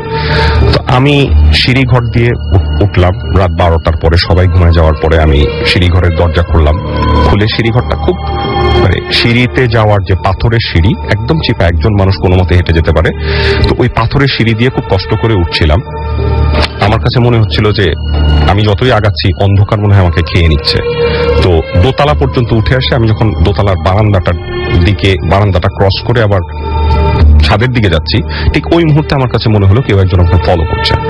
আমার মনে হলো যে পিছন থেকে কোনো একটা কুঠুরি ঘরে কেউ ঢুকে গেল। খুব কমন, আমি নিজেকে জাস্ট বোঝাচ্ছিলাম এটা আমার হ্যালুসিনেশন ছিল, যেহেতু আমার ব্রেইনে এখন অনেক কিছু চলতেছে। তো আমি নিজেকে খুব কঠিন ভাবে বুঝালাম যে ভয় পাওয়া চলবে না, অনেক কিছু হতে পারে, অনেক কিছু আমি শুনবো, অনেক কিছু দেখবো, কিন্তু আমি ভয় পাবো না। ভয় পেলে আমার কার্ডিয়াক অ্যারেস্ট হতে পারে বা আরো খারাপ কিছু হতে পারে। তো আমি যেটা করলাম, আমি জাস্ট ভ্রুক্ষেপহীন ভাবে উঠে গেলাম। যখন আমি একেবারে ছাদের কাছাকাছি চলে আসছি, আমি দেখলাম জাস্ট দোতলা দিয়ে একটা নুপুরের আওয়াজ ঝুনঝুন করে কিছুক্ষণ হয়ে জাস্ট দৌড়ে চলে গেল। আমি ছাদের দরজা খুললাম, চাবি দিয়ে দরজা খুললাম, ছাদে গেলাম। ছাদে গিয়ে কিছুক্ষণ হাঁটলাম। বিশ্বাস করেন আমার ওই মুহূর্তে প্রচন্ড ভালো লেগেছে। ডাকাতিয়া নদীটা আমি দেখতে পেয়েছি, খুব সুন্দর। তো পূর্ণিমা ছিল না, তবে চাঁদের আলো ছিল, আবছা আলো আধারি ছিল। ওই মুহূর্তে আমি হয়তো কিছুটা হয়তো কিছুটা আমি নিজেকে হারিয়ে ফেলেছিলাম, সৌন্দর্যের কারণেই হোক। ওই মুহূর্তে লোহার গেটের আওয়াজে, ছাদের যে গেটটা করে একটা আওয়াজ হলো, লোহার গেটটা বন্ধ হয়ে গেল আস্তে করে, এবং আমি ঘুরে তাকায় কাউকে দেখতে পেলাম না। আমি দেখলাম যে জাস্ট লোহার গেটটা টান দিয়ে বন্ধ করা হয়েছে। আমি আগায় যাওয়ার চেষ্টা করতেছি ছাদের গেটের দিকে, তখন আমার পা ভারী হয়ে আসছিল, চোখ মুখ ভারী হয়ে আসছিল, আমার চোখে প্রচন্ড ঘুম, এবং আমি বুঝতে পারছি যে আমি হাঁটতে পারছি না, প্যারালাইজড ফিল করছি। ওই মুহূর্তে আমি জাস্ট ছাদের কার্নিশ মতো একটা জায়গায় এসে জাস্ট উঁচু মতো একটা জায়গায় বসলাম। বসে একটু কাঁত হলাম। কাঁত হয়ে আমি ফিল করতেছি যে আমি কি করতেছি। আমার ব্রেন টোটালি সচল। আমি বুঝতেছি যে আমি রাজবাড়ির ছাদে ঘুমায় যাচ্ছি, বাট আমি উঠতে পারতেছি না। আমার শরীর আমার কন্ট্রোলে ছিল না। আমি ওই মুহূর্তে ওইভাবেই ঘুমায় যাই। এইটুক পর্যন্ত আমার ওই দিন রাতের কথা মনে আছে। তারপর পরদিন আমার সেলিম ভাই ম্যানেজারের প্রচন্ড চিৎকারে আমার ঘুম ভাঙে। উনি আমাকে ডাকছেন খুব জোরে জোরে জোরে জোরে। তো আমি ওনার ডাকে উঠে উনি বলে যে আপনি ছাদে এসে ঘুমায় আছেন, এটা কি ব্যাপার? আমি দেখি যে আমি আমার মামার বাড়ির ছাদে, যেটা একটু দূরে উঠানের ওই পারে, মামার বাড়ির ছাদে ঘুমায় আছি। দেন আমি ওনাকে কিছু বলার আগে উনি আমাকে আরো শাসালেন যে আপনি চুরি করে চাবি নিছেন, রাজবাড়ির চাবি নিছেন, আপনি রাত্রেবেলা যে সিঁড়িঘর খোলা রেখে আসছেন, ছাদের দরজা খোলা রেখে আসছেন, স্যার যদি জানতে পারে আমার তো চাকরিটা খেয়ে ফেলবে। এটা শোনার সাথে সাথে আমার স্ট্রাইক করে। তার মানে হচ্ছে আমি রাতের বেলা ছাদে গিয়েছিলাম এবং আমি ছাদ থেকে ফিরে আসি নাই। যদি আমি আসতাম আমি তালা মেরে আসতাম, কোনো অবস্থাতেই আমি এটা কাউকে জানতে দিব না যে আমি ছাদে গিয়েছিলাম। সো ওইটা আমার মনের ভিতর থেকে যায়। ওই দিন তারপর দিন আমি নর্মাল থাকি। ভর দুপুরে যখন সবাই আবার ঘুমায় যায়, ভর দুপুরে 3টার দিকে আমি আমবাগানে যাই। আমবাগানে গিয়ে হাঁটতে থাকি, মনে মনে খুঁজতে থাকি যে সেই সোনা পুকুর রূপা পুকুরের কাহিনী আমি শুনেছিলাম। খুঁজতে থাকি কিছুক্ষণ হাঁটা চলার পরে আমি হঠাৎ সেই নুপুরের আওয়াজটা পাই, যেটা আমি আগের দিন রাতে পেয়েছি। এবং আওয়াজটা আমার এত পরিচিত যে আমি জাস্ট চোখ বন্ধ করলে মনে হয় ফিল করতে পারি। তো আমার ডান দিক থেকে আওয়াজটা আসছিল, আমি আওয়াজটা ফলো করি। বেশ কিছু দূর যাওয়ার পর আমার মনে হয় আমার বাম দিক থেকে কেউ একজন হেঁটে চলে যাচ্ছে, পায়ের শব্দ পাচ্ছি আমি জঙ্গলের মধ্যে। আমি আবার বামে যাই, এরকম করে কিছুক্ষণ ডানে বামে কিছুক্ষণ যাওয়ার পর আমি দেখি আমার থেকে 10 হাত বা 20 হাত দূরে একটা কুকুর দাঁড়ানো। কুকুরটার সামনের ডান পাটা অর্ধেক নাই, খোড়া একটা কুকুর, এবং কুকুরটা ময়লা, কেমন যেন ধূসর কালারের, গায়ে কোনো পশম নাই। সে আমার দিকে চুপচাপ এক দৃষ্টিতে তাকিয়ে থাকে। আমি খুব অবাক হই, সবচেয়ে ভয় লাগে আমার তার চোখের দৃষ্টি। সে খুব অদ্ভুত একটা দৃষ্টি নিয়ে আমাকে দেখছিল এবং আমার দিকেই তাকিয়েছিল। আমি একবার চিন্তা করি যে উল্টা ঘুরে দৌড় দিব, আমার ভয় লাগতে থাকে। পরবর্তীতে চিন্তা করি, ছোটবেলা থেকে জানি কুকুর দেখলে যদি দৌড় দেই সে আমার পিছনে দৌড়াবে। সো আমি জাস্ট স্টিফ হয়ে ওই জায়গাটা দাঁড়ায় থাকি। দেখি কিছুক্ষণ পর কুকুরটা হাঁটা শুরু করে, কিছু দূর গিয়ে সে আবার আমার দিকে ঘুরে তাকায়। তো আমি ওই মুহূর্তে আমার একটা ইনস্টিংক্ট কাজ করে যে আই শুড ফলো হিম, হয়তো সে চাচ্ছে I should follow him. So আমি তখন তার পিছু পিছু হাঁটতে থাকি এবং যখন আমি হাঁটি আমি দেখি সে হাঁটছে। যখনই আমি দাঁড়ায় যাই, আমি অন্য কিছু চিন্তা করি জঙ্গলের মধ্যে, দেখি সেও দাঁড়ায় এবং সে আমার দিকে তাকায় থাকে। এরকম কিছুক্ষণ তাকে ফলো করতে করতে করতে করতে করতে করতে খুব সুন্দর নিরিবিলি একটা ফাঁকা মতো জায়গায় আমি চলে আসি, যেখানে আমি দেখি ছোট্ট একটা মরা পুকুর। আমি মনে মনে ধরে নিই এটাই হয় সোনা পুকুর বা রূপা পুকুরের একটা। আমি ধরে নিই এটা সোনা পুকুর। সেই পুকুরটার পাশে আমি যাই, পুকুরটা আমি দেখতে পাই মরা পুকুর, হাঁটু পানি আছে ওখানে, এখনো শ্যাওলা পড়া, একদম ময়লা। তো ওখানে পাথরের মতো একটা বসার জায়গা আছে, আমি ওই পাথরে গিয়ে একটু বসি চুপচাপ পুকুরটার দিকে তাকিয়ে থাকি এবং চিন্তা করতে থাকি যে আজ থেকে 150 বছর আগে কি হতো, সত্যি হতো কিনা। হঠাৎ আমার খেয়াল হয় যে ঠিক আমার পাশে যে পাথরের অংশটা আছে, ওই অংশটার মধ্যে কিছু ভাত ফেলা আছে। ভাতগুলো আমি হাতে নিয়ে আমি চাপ দিয়ে দেখি ভাতগুলা অনেকটাই গরম। শীতকালে ওই মুহূর্তে ওই জঙ্গলের মধ্যে কেউ ভাত ফেলে গেলে 1 ঘন্টার মধ্যে হলো শক্ত হয়ে যাওয়ার কথা, বাট আমি দেখি ভাতগুলো অনেকগুলাই গরম এবং আমি ভাতগুলা নিয়ে নিজের অজান্তেই আমি পুকুরে ছুঁড়ে মারি। ছুঁড়ে মারার সাথে সাথে আমার একটা কাহিনী মনে আসে যে আমি গ্রামের মানুষের মুখেও শুনেছি যে আর কিছু যখন খাওয়া দেওয়ার থাকতো না ক্যাটফিশ গুলাকে, রাজা তার খাওয়ার প্লেট থেকে খাওয়া শেষ করে কিছু ভাত নিয়ে জঙ্গলে আসতেন, আমবাগানে আসতেন, আমবাগানে এসে কিছু ভাত ছুঁড়ে দিতেন। জাস্ট এই জিনিসটা আমার মনে পড়ে এবং মনে পড়ার সাথে সাথে আমার বিস্ফোরিত চোখে আমি খেয়াল করি ঠিক পুকুরের ওই পারে মোটা একটা আম গাছ থেকে অর্ধেক বের হয়ে একটা মেয়ে, 7-8 বছর বয়স হতে পারে, একটা অসম্ভব রূপবতী একটা মেয়ে, যার চুলগুলা হাঁটু পর্যন্ত খোলা, সে চুপচাপ দাঁড়িয়ে বিস্ফোরিত চোখে আমাকে দেখছে এবং তার হাঁটুর কাছে সেই খোড়া কুকুরটা দাঁড়ানো। আমি কতক্ষণ বিকারহীন ভাবে দেখার চেষ্টা করি, বোঝার চেষ্টা করি যে আমি যা দেখছি তা ঠিক কিনা। আমি একটা সময় উঠে দাঁড়ায় পুকুর ক্রস করে তার দিকে হেঁটে যাই। কিছু দূর হেঁটে যাওয়ার পর সে সামনে হাত বাড়িয়ে ইশারা করে থেমে যাওয়ার জন্য। আমি থামি না, আমি আরো কিছু দূর আগাই। কিছু দূর যখন তার 20 হাতের মতো কাছাকাছি আমি চলে আসি, তখন দেখি সে হাত ওঠানো, সে পিছনে সরে যাচ্ছে এবং আমি আগাচ্ছি, সে পিছনে সরছে। এই করতে করতে একটা সময় দেখি সে উল্টা ঘুরে হেঁটে চলে যাচ্ছে এবং কুকুরটা তার সাথে হেঁটে চলে যাচ্ছে। আমি তাকে ফলো করতে থাকি। আমরা 10 মিনিটের মতো এলোমেলো হাঁটি আমি তাকে ফলো করে। সে একটা নির্দিষ্ট পেসে হাঁটতেছে, এর বেশিও এর কমও না। আমিও একটা নির্দিষ্ট পেসে তার পিছনে পিছনে হাঁটছি। একটা সময় আমি আরো খোলা মতো একটা জায়গায় চলে আসি, যেখানে আমি আরেকটা পুকুর খুঁজে পাই। এই পুকুরটা it was even more beautiful than the earlier one.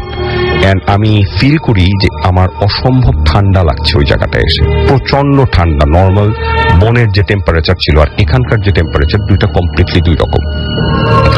আমি ওই পুকুরটার পাড়ে দেখি ওই মেয়েটা গিয়ে চুপচাপ পুকুরটার পাড়ে গিয়ে বসে, কুকুরটা তার পাশে বসে থাকে এবং আমি চুপচাপ ওই 20 হাত মতো ডিস্টেন্সে চুপচাপ দাঁড়ায় কিছুক্ষণ দেখি। মনে মনে চিন্তা করতে থাকি আমি আর ফিরে যেতে পারবো কিনা। বিকাল হয়ে যাচ্ছে, আমি ফিরে যেতে পারবো কিনা, জাস্ট এই চিন্তাটা যখন থেকে আমার মাথায় খেলতে থাকে। এর পরবর্তীতেই আমি দেখি মেয়েটা সম্ভবত হাত উঠায়, ইশারা করে কুকুরটাকে, হাত উঠায় আঙ্গুল দিয়ে ইশারা করে, এবং কুকুরটা তার ইশারা মোতাবেক একটা বনের একটা কোণা দিয়ে হেঁটে গিয়ে দাঁড়িয়ে আমার দিকে তাকিয়ে থাকে, গাছের নিচ থেকে আমার দিকে তাকিয়ে থাকে। তো আমার কাছে মনে হচ্ছিল ঠিক যেইভাবে আমি কুকুরটাকে ফলো করে এসেছি, আমি কুকুরটাকে ফলো করি। মেয়েটা চাচ্ছে, আমি কুকুরটাকে ফলো করি, পিছন পিছন হাঁটতে থাকি। হাঁটতে হাঁটতে একটা সময় আমি দেখি যে অনেকক্ষণ, প্রায় 30 মিনিট হাঁটার পরে আমি দেখি যে একটা সময় আমি রাজবাড়ি দেখতে পাচ্ছি, আবছা দেখতে পাচ্ছি। তার মানে আমি বাইরের দিকে চলে আসছি, এবং আমি তখন হেঁটে বাইরে চলে আসি। ওই দিনকার কাহিনী এতটুকুই ছিল। এর পরবর্তী কাহিনীটা ছিল এই যে আমি সেই দিন রাত্রেবেলা আবার 12টার পরে আমি চাবি নিয়ে রাজবাড়িতে যাই। রাজবাড়িতে তালা খুলে সেই সিঁড়িঘর দিয়ে উঠি, উপরে উঠি, দোতলার ঘরগুলো আমি একটু চেক করি। একটা ঘরের পাশে দিয়ে যাওয়ার সময় আমি হালকা হারমোনিয়ামের আওয়াজ শুনতে পাই। আমি সেই লোহার দরজার মধ্যে, ঘরের লোহার দরজার মধ্যে কান পাতি। কান পেতে আমি আওয়াজটা খুব আস্তে শুনতে পাই। আস্তে আস্তে আস্তে আস্তে আমি কিছু তবলার আওয়াজ শুনতে পাই। তারপরে আস্তে আস্তে আরো কিছু ইনস্ট্রুমেন্টাল আওয়াজ শুনতে পাই, এবং সেই আওয়াজগুলো শোনার পরে আমি কিছুটা হয়তো মোহাবিষ্ট হয়ে পড়ি। এত সুন্দর আওয়াজ, এবং ভিতরে মুজরার আওয়াজ আসতে থাকে। It was amazing in one word. তো তখন আমি তালা খুঁজে বের করি, তালার মধ্যে নাম্বার দেওয়া আছে 21। আমি চাবি 21 খুঁজে বের করে ওটা খুলে ফেলি। খুলে ভিতরে দেখি ঘুটঘুটে অন্ধকার এবং প্রচন্ড গরম একটা বাতাস আমার মুখে এসে লাগে। আমি জানি না কত বছর ওটা ওভাবেই বন্ধ করে ফেলা আছে। আমি ভিতরে ঢুকি, টর্চ দিয়ে দেখি, ঘোরাঘুরি করি, তারপর আবার বাইরে আসি। আরো কিছু রুমের পাশ দিয়ে হেঁটে যাচ্ছি। হঠাৎ একটা রুমের পাশ দিয়ে হেঁটে যাওয়ার সময় আমি গোঙানির মতো কান্নার আওয়াজ শুনতে পাই। আমার কাছে মনে হয় ভিতরে কেউ কাঁদছে। আমি চাবি বের করে আবার সেই রুমটা খুলে সেই কুটুরি মতো রুমটায় ঢুকে প্রচন্ড পচা একটা বোটকা গন্ধ। আমি সেই রুমটার মধ্যে টর্চ জ্বেলে দেখার চেষ্টা করি। মাকড়সার জাল দিয়ে ঘেরা পাথরগুলো, পাথরের দেয়াল, সেখানে ইট দিয়ে কিছু ড্রয়িং করা, নৌকা আঁকা, পতাকার মতো আঁকা, মানে একটা বাচ্চারা যেভাবে ড্রয়িং করে ঠিক ওরকম কিছু ড্রয়িং আমি খুঁজে পাই দেয়ালের মধ্যে। এবং এক জায়গায় টর্চ মারতে মারতে আমি এক জায়গায় একটা মানে কবিতার মতো একটা লেখা খুঁজে পাই, ভাঙা ভাঙা বাংলায় লেখা, যেতে হবে চলে যাও, আসবো না ফিরে কখনো, টান দিয়ে নিচে লেখা তগ্নি। তো আমার মাথায় এই নামটা থেকে যায়, স্ট্রাইক করে, তগ্নি। আমি নামটা ক্যারি করি, এবং আমি এই নামটা নিয়ে যখন চলে আসার সময় আমি বারান্দার মধ্যে একটা নুপুরের ভাঙা অংশ পাই, রূপার নুপুরের একটা ভাঙা অংশ, চিকন ভাঙা অংশটা আমার টর্চের আলোতে পড়ে। আমি উঠে পকেটে রেখে দিই। দেন আমি হেঁটে চলে আসি। আমি যখন সিঁড়িঘর দিয়ে ক্রস করছি, ওই রাতে যখন নেমে আসবো, আমি পরিষ্কার ফিল করি রাসেল ভাই কেউ আমাকে পেছন থেকে পুশ করেছে। আমি পড়ে যাচ্ছিলাম, সিঁড়িঘরটা ঘোরানো, চুরির মতো ঘোরানো। ওই সিঁড়িঘর দিয়ে উঁচু সিঁড়ি, আমি খাড়া সিঁড়ি দিয়ে ব্যথা পেতে পেতে আমার ছিলে যায়, হাঁটু ছিলে যায়, হাতে ব্যথা পাই। ব্যথার দিকে আমার কোনো কনসেন্ট্রেশন ছিল না, আমার হাত মাথায় ধরা ছিল জাস্ট। আমি পড়তেও চিন্তা করতেছিলাম আমার পিঠের মধ্যে টাচটা কিসের ছিল। এই তো সো ক্লিয়ার। দেন আমি নিচে যখন পড়ে যাই, আমি উঠে দাঁড়াই। আমি ওই সিঁড়িঘর দিয়ে, আমার প্রচন্ড ভয়ের মধ্যেও আমার একটা ইনস্টিংক্ট কাজ করে যে কেউ একজন ওই সিঁড়িতে দাঁড়ানো। আমি সিঁড়ি দিয়ে উঠে যাওয়ার চেষ্টা করি। কিছু দূর উঠার পরে আমি অন্ধকারটা দেখি ওইখানে গুমোট হয়ে আছে অন্ধকারটা। আরো কিছু দূর আগানোর পর আমি পরিষ্কার পায়ের আওয়াজ শুনতে পাই, কেউ একজন উঠে চলে গেল সিঁড়ি দিয়ে উপরের দিকে। আমি এরপরে আর সাহস করতে পারি না উপরে যাবার। আমি নেমে আসি, সিঁড়িঘরের দরজা লক করি। আমার সারা শরীরে প্রচন্ড ব্যথা, রক্তাক্ত অবস্থায় আমি রুমে এসে বাথরুমে গিয়ে নিজেকে ক্লিন করে ওই রাতের মতো ঘুমাই। আমাকে পরের দিন সেলিম ভাই ডাক দিয়ে বলে, আপনি রাত্রেবেলা অনেক রাতে চিৎকার করেছেন কেন? আমি বলি, আমি তো কোনো চিৎকার, কোনো শব্দ করিনি। যাই হোক, এটা নিয়ে ওনার সাথে আমার কিছু কথাবার্তা হয়। সেই দিন আমি দুপুরবেলা আবার আমবাগানে যাই। আবার আমবাগানে ঠিক সেই সেম সিকোয়েন্স গুলা হয়। আমার প্রচন্ড ব্যথা শরীরে। আমি যখন হেঁটে যাচ্ছি, পাশে দিয়ে ডাব গাছ থেকে প্রচন্ড জোরে ডাব পড়তেছে, মানে জাস্ট আমার হয়তো 6 ইঞ্চির ভিতর দিয়ে ডাবটা পড়ছে। হয়তো আমার মাথায় পড়লে আমি আই ওয়াজ ডেড। তারপর এরকম কিছু ঘটনা ঘটছে। আমি ঠিক ওইভাবে ওই বনের মধ্যে তখন ওই কুকুরটাকে খুঁজে পাই। কুকুরটা আবারও আমাকে পথ দেখায় নিয়ে যায়, এবং আমি তাকে ফলো করে ওই পুকুরের কাছে চলে যাই। প্রথম পুকুরটার কাছে চলে যাই, পুকুরের পাড়ে বসি, কিছুক্ষণ বসে থাকি। আমি দেখি সেই আম গাছটার আড়াল থেকে মেয়েটা আমাকে দেখছে। দ্বিতীয় দিনেও ঠিক একইভাবে সে আমার দিকে তাকিয়ে আছে, এবং তার চোখের মধ্যে কেমন যেন একটু ঘৃণা এবং একটা বিচলিত ভাব। আমার দিকে সে এক দৃষ্টিতে তাকিয়ে আছে। আমি কিছু বলি না, আমার হঠাৎ স্ট্রাইক করে নামটা তুগ্নি। আমি চিৎকার দিয়ে ডাকি, তুগ্নি শোনো। সে প্রচন্ড বিস্ফোরিত চোখে 2 পা পিছনে চলে যায় এবং 2 হাত তুলে আমাকে বাধা দেয়। আমি বলি, তুগ্নি আমি তোমাকে আঘাত করব না, ব্যথা দিব না, তুমি আমার সাথে একটু কথা বলো। তার মুখে কোনো শব্দ ছিল না, প্রচন্ড বিস্ফোরিত চোখে, বড় বড় চোখে সে পিছন দিকে সরে যেতে থাকে। আমি বুঝতে পারি যে তাকে আমি ধরতে পারবো না, তাকে আমাকে কোনোভাবে ডেকেই আনতে হবে কাছে। আমি ওখান থেকে উঠে যাওয়ার সময় হয়তো কিছুটা এক্সাইটেড ছিলাম, তার সরে যাওয়া দেখে আমার সাহসটা বেড়ে যায়। উঠে যাওয়ার সময় আমার পা পিছলায়, আমি অলমোস্ট পুকুরের দিকে চলে যাচ্ছিলাম। পাথরে আমার হাঁটু বাড়ি খায়, অল্পের জন্য আমার মাথাটা বাড়ি খায়নি, মাথা বেড়ে খেলে আমি ওখানেই হয়তো পড়ে যেতাম।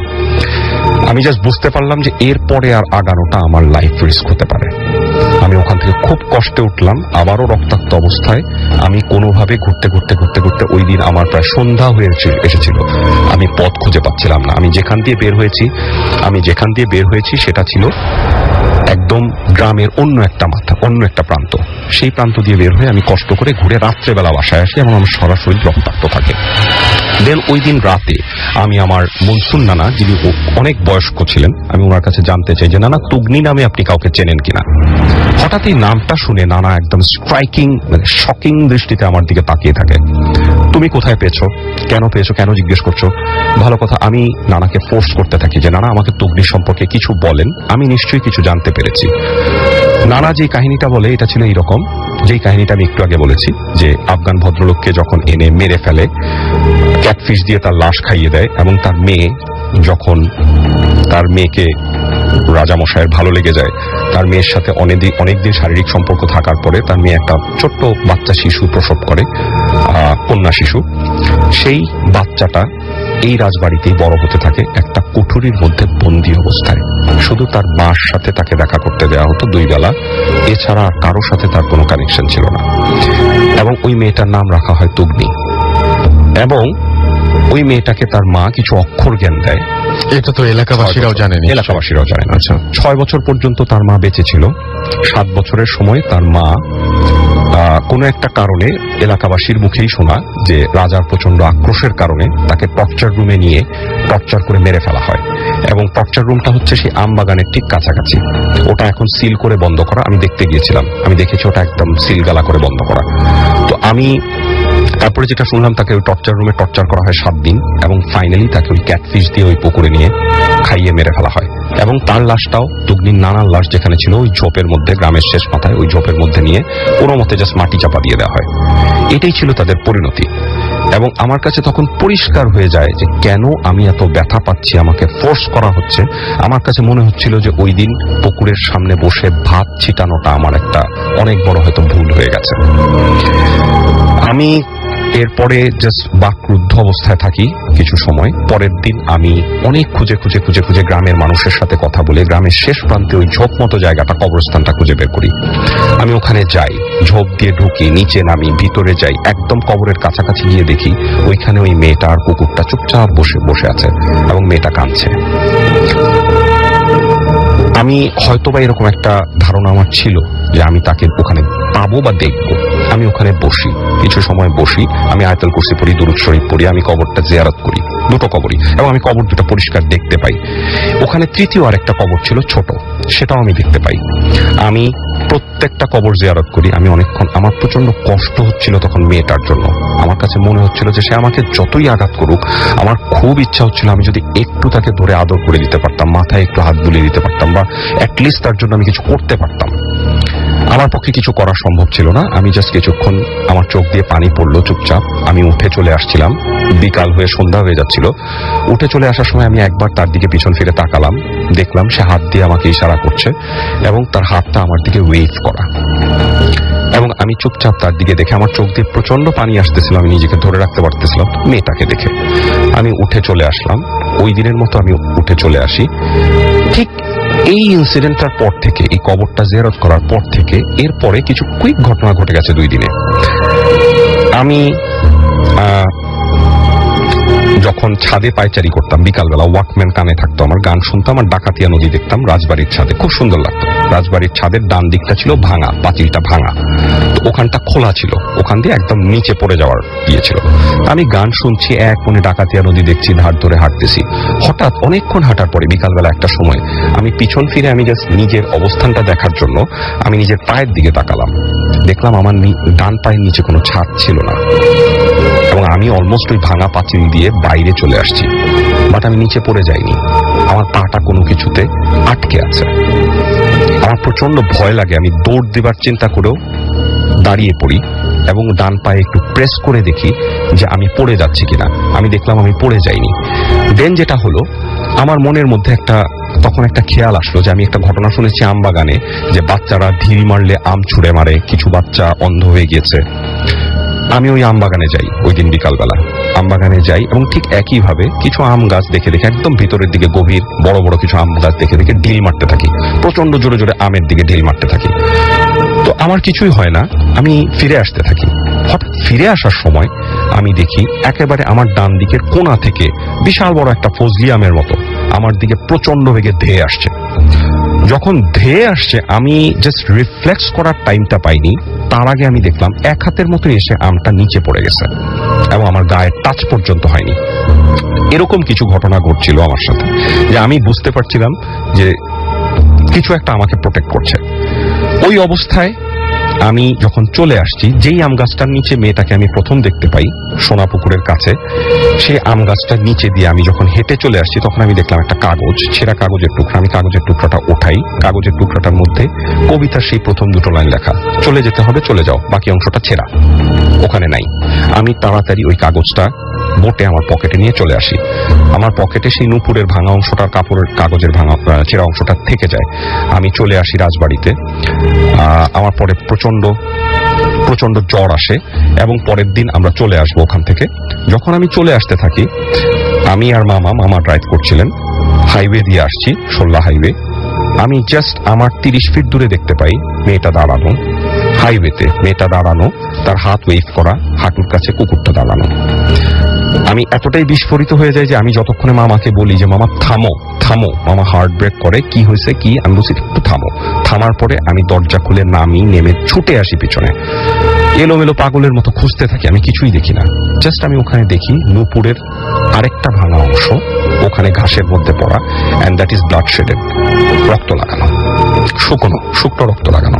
আমি ওই অংশটা তুলে নিয়ে আমার পকেটের অংশটা বের করি এবং জোড়া দিই। আমি দেখি একটা পুরো আস্ত নূপুর হয়ে যায়, এবং আমি দেখি ওটা ধান ক্ষেতের পাশে ছিল হাইওয়েটা, নিচে যে ধান ক্ষেতের আল আছে, ওই আল দিয়ে ওই খোড়া কুকুরটা হেঁটে চলে যাচ্ছে।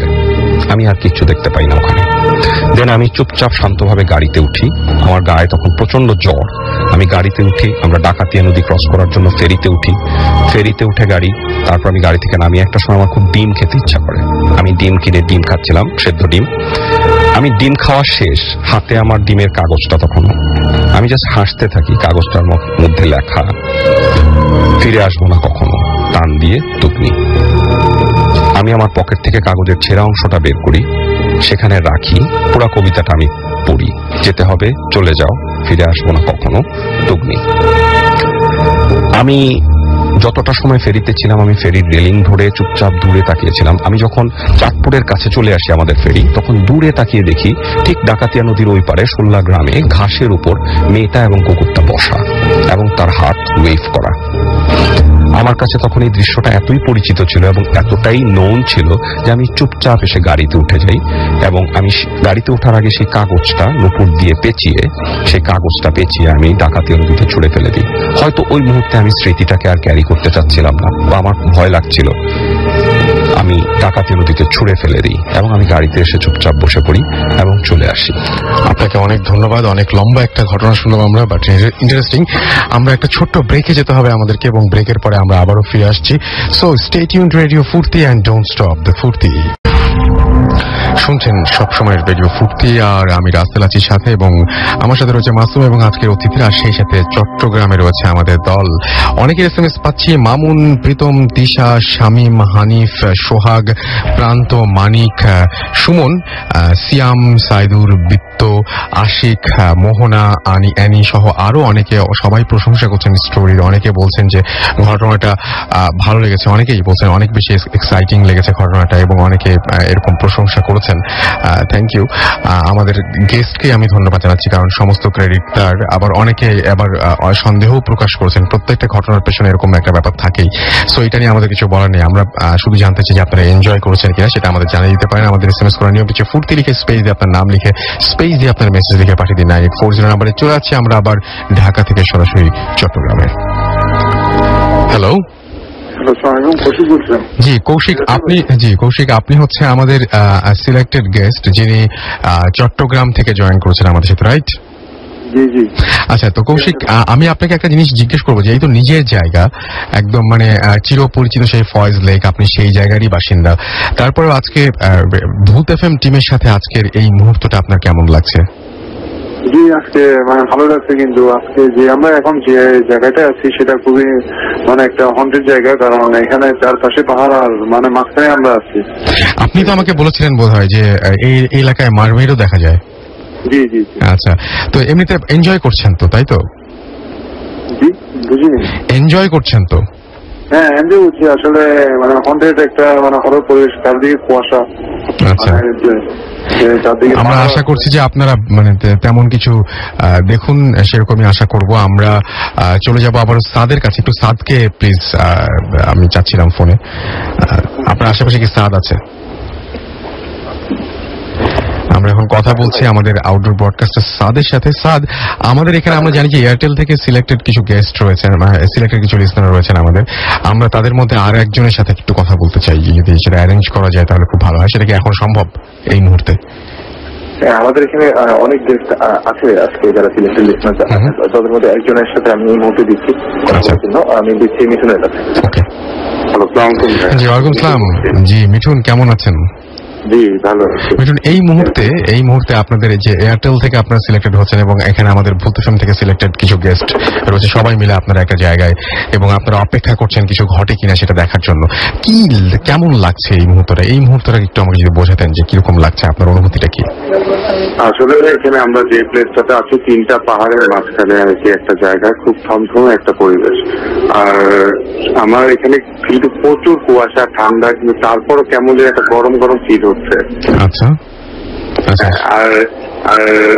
আর কিছুক্ষণ আগে আমরা দেখলাম যে হালকা ভাবে একটু বোঝা গেল যে একটু লাইট, আমরা আর কি টর্চ লাইট নিয়ে আসছিলাম, একটা টর্চ লাইটে থ্রো করার পরে কিছু একটা জায়গায় আর কি সোয়ারেজ লাইনের যে একটা হোল থাকে, লাইক ওইটার মতো একটা হোল আমরা দেখতে পেলাম। কিন্তু কিছুক্ষণ পর আবারও ওই জায়গাটার মধ্যে টর্চটা দেওয়ার পর ওই হোলটা আমরা খুঁজে পাইনি। আচ্ছা আচ্ছা আচ্ছা আচ্ছা আচ্ছা আচ্ছা। সো আমার কি মনে হয় আজকে কিছু ঘটবে মিঠুন, মনে হচ্ছে কি? আর কি এতদিন তো আর কি যেটা শুনেছি, কিন্তু আজকে যেটা বাস্তবে এসে দেখলাম আর কি একটা পুরো আর কি একটা ভয় লাগার মতো একটা পরিস্থিতি। কারণ এই জায়গাটা আমরা আর কি যে আর কি পাহাড়টার কাছে আছে, এখান থেকে আমরা উপরে মাঝামাঝি গিয়েছি, কিন্তু ওইখান থেকে আবার একটু ব্যাক করে নেমে আসছি, কারণ ওইখানে এত উপরে গিয়ে আর কি এক্সপিরিয়েন্স করার মতো আজকে সাহসটা পাইনি। ওকে, সো আমরা আবারও ফিরে আসবো আপনাদের কাছে আজকের মতো, মানে এখনকার মতো আমরা আবারও আপনাদেরকে টাটা করছি। একটু পরে আবারও ফিরে আসবো আপনাদের কাছে। সো আমরা এখন চলে যাচ্ছি আবার আমাদের স্টুডিওতে যে গেস্ট রয়েছেন তার কাছে, এবং তার মধ্যে আমি বলে দিই যে আমরা রাজবাড়ি ঘটনা শুনলাম একটু আগে আরফিন ভাইয়ের কাছ থেকে, এবং এখনো পর্যন্ত সেই প্রশংসা কিন্তু আসছেই। তো আমিও চাই যে আপনারা এরকম ঘটনা নিয়ে বারবার করে আসুন, এবং সেই ঘটনাগুলো আমাদের পাঠাতে আমাদের ইমেল অ্যাড্রেসটি অবশ্যই মনে রাখতে হবে। সেই জন্য যেটা করতে হবে সেটা হচ্ছে আপনি নোট করে ফেলতে পারেন বা মনে রাখতে পারেন bhutfm@radiofurti.fm। আমাদের আরেকটা ছোট্ট বিরতি নিতে হবে, যদি আপনারা কিছু মনে না করেন, ছোট্ট একটা বিরতি নিতে হবে, এবং বিরতির পরে আমরা আবারও ফিরে আসছি গেস্টের কাছে। সেই পর্যন্ত আমাদের সঙ্গেই থাকুন, প্লিজ কোথাও যাবেন না। স্টে টিউনড রেডিও ফুর্তি এন্ড ডোন্ট স্টপ দ্য ফুর্তি। Bhut FM, haunted by Airtel.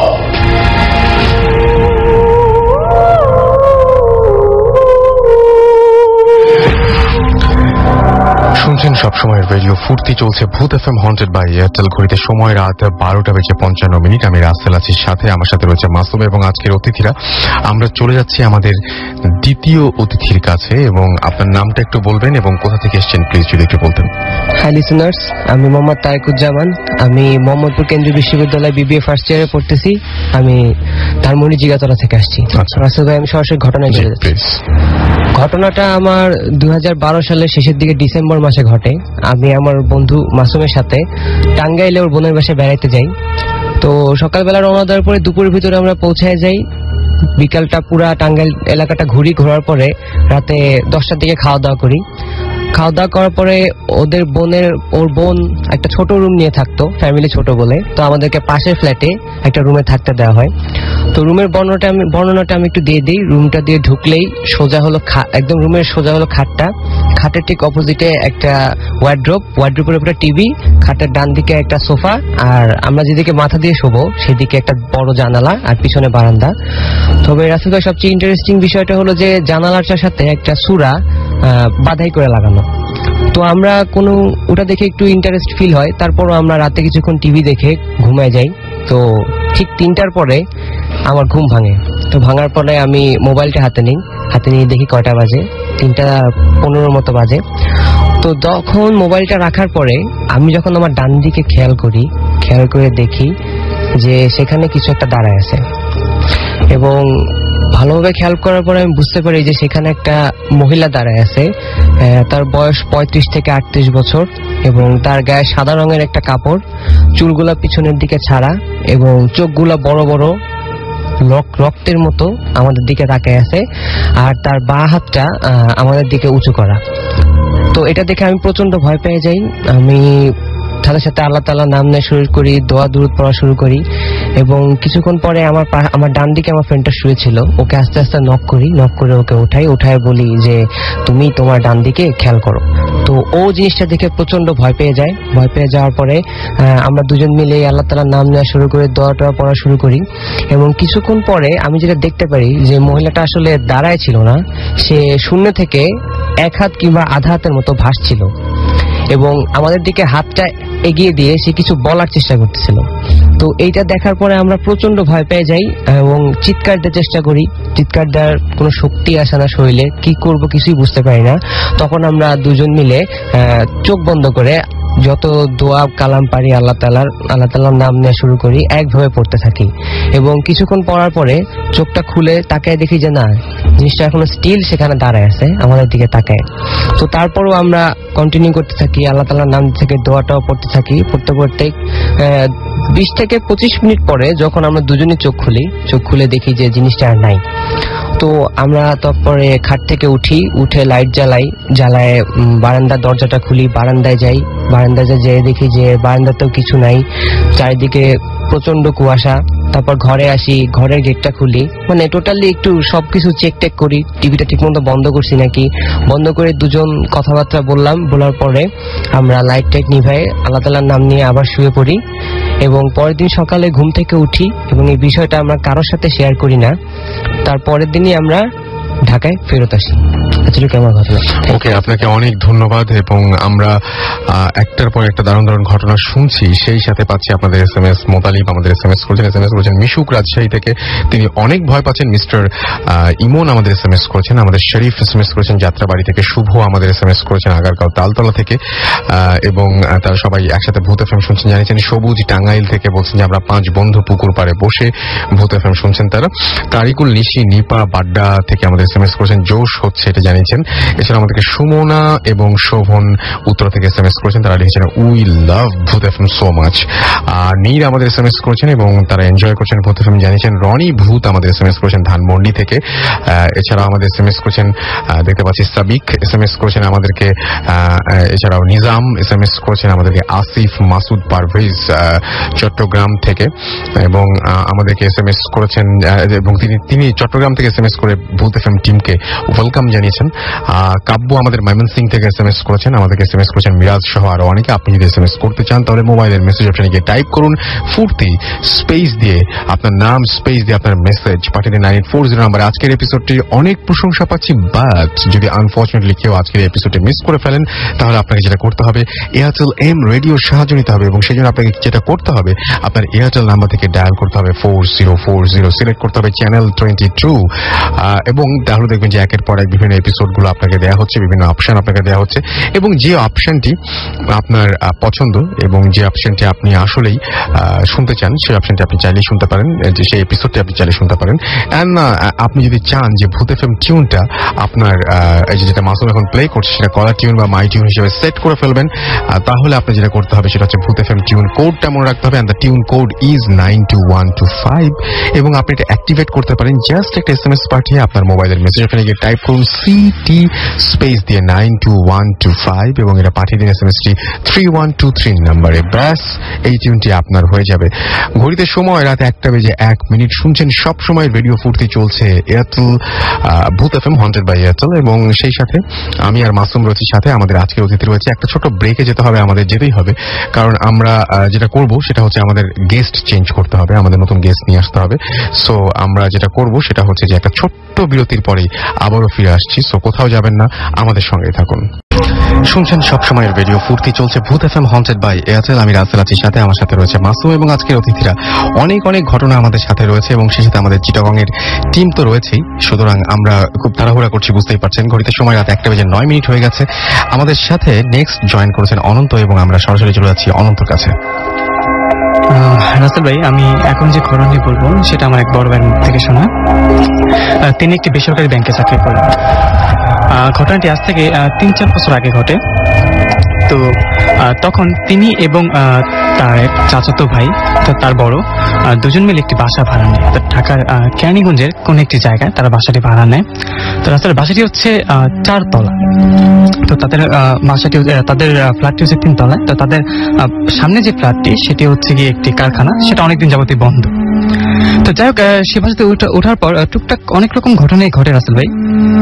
তো যাই হোক, তার মধ্যে একটি উল্লেখযোগ্য ঘটনা হচ্ছে সন্ধ্যার পরে তীব্র মাংস পোড়া গন্ধ আসে। তো যাক, প্রথম ভাবে হয়তো পাশের কোনো বাড়ির হবে, পাশের কোনো বাড়িতে হয়তো মাংস পোড়ার সামথিং এরকম কিছু ভাবে, কিন্তু দিন দিন দেখে যে না, আসলে গন্ধটা তীব্র থেকে আরো তীব্র হয়ে যায় সন্ধ্যার পরে। যাই হোক, একদিন রাতের বেলা আমার সে বড় ভাই বসে বসে তার রুমে বই পড়ছেন। তো পাশের রুমে ঘুমায় হচ্ছে গিয়ে তার চাচাতো ভাই, যে বড় ভাইটি, তিনি ঘুমান পাশের রুমে। তো তিনি দেখলেন যে রাসেল ভাই লাইটের অপোজিটে যদি কেউ দাঁড়ায়, তার কিন্তু বড় একটি শ্যাডো পড়ে, ছায়া পড়ে। তো তিনি দেখলেন যে তার রুমের সামনে, অর্থাৎ পাশের ঘর থেকে একটা ছায়া এসে পড়েছে তার রুমের সামনে, অর্থাৎ কেউ একজন দাঁড়িয়ে আছে। তো তিনি ভাবলেন হয়তো তার বড় ভাই হবে। কিন্তু রাসেল ভাই একটি জিনিস দেখে তিনি বেশ অবাক হলেন, সেটি হচ্ছে গিয়ে যে ঠিক লম্বা লম্বা চুল। তিনি তাৎক্ষণিক ভাবলেন যে তার ভাইয়ের তো লম্বা লম্বা চুল নেই, ঠিক কোনো একটা মেয়ে আকৃতির। তো তিনি করলেন কি, সাথে সাথে বইটা অফ করে পাশের রুমে গেলেন, গিয়ে দেখলেন যে কেউ নেই, রাসেল ভাই লাইট জ্বলছে এবং তার ভাই ঘুমাচ্ছে। তিনি বেশ ভয় পেয়ে যান বিষয়টা। তো তারপরের দিন তার ভাইকে বলেন, কিন্তু তার ভাই বিষয়টা ততটা গুরুত্ব দেননি। রাসেল ভাই একটা বিষয় বলে রাখা ভালো যে তার ভাই ব্যবসা করতেন। তো ব্যবসার কাজে প্রায় সময় তাকে ঢাকার বাইরে অনেক জায়গায় যেতে হতো। তো তার কয়েকদিন পরের ঘটনা, তার ভাই কোন একটি কাজে, ব্যবসার কাজে ঢাকার বাইরে যান। তো তিনি একলাই সেদিন। তো যাই হোক, তিনি সেদিন তার ব্যাংকের কাজ সেরে, তো তিনি সন্ধ্যার পর একবারে খাওয়া দাওয়া করে বাসায় ফিরে।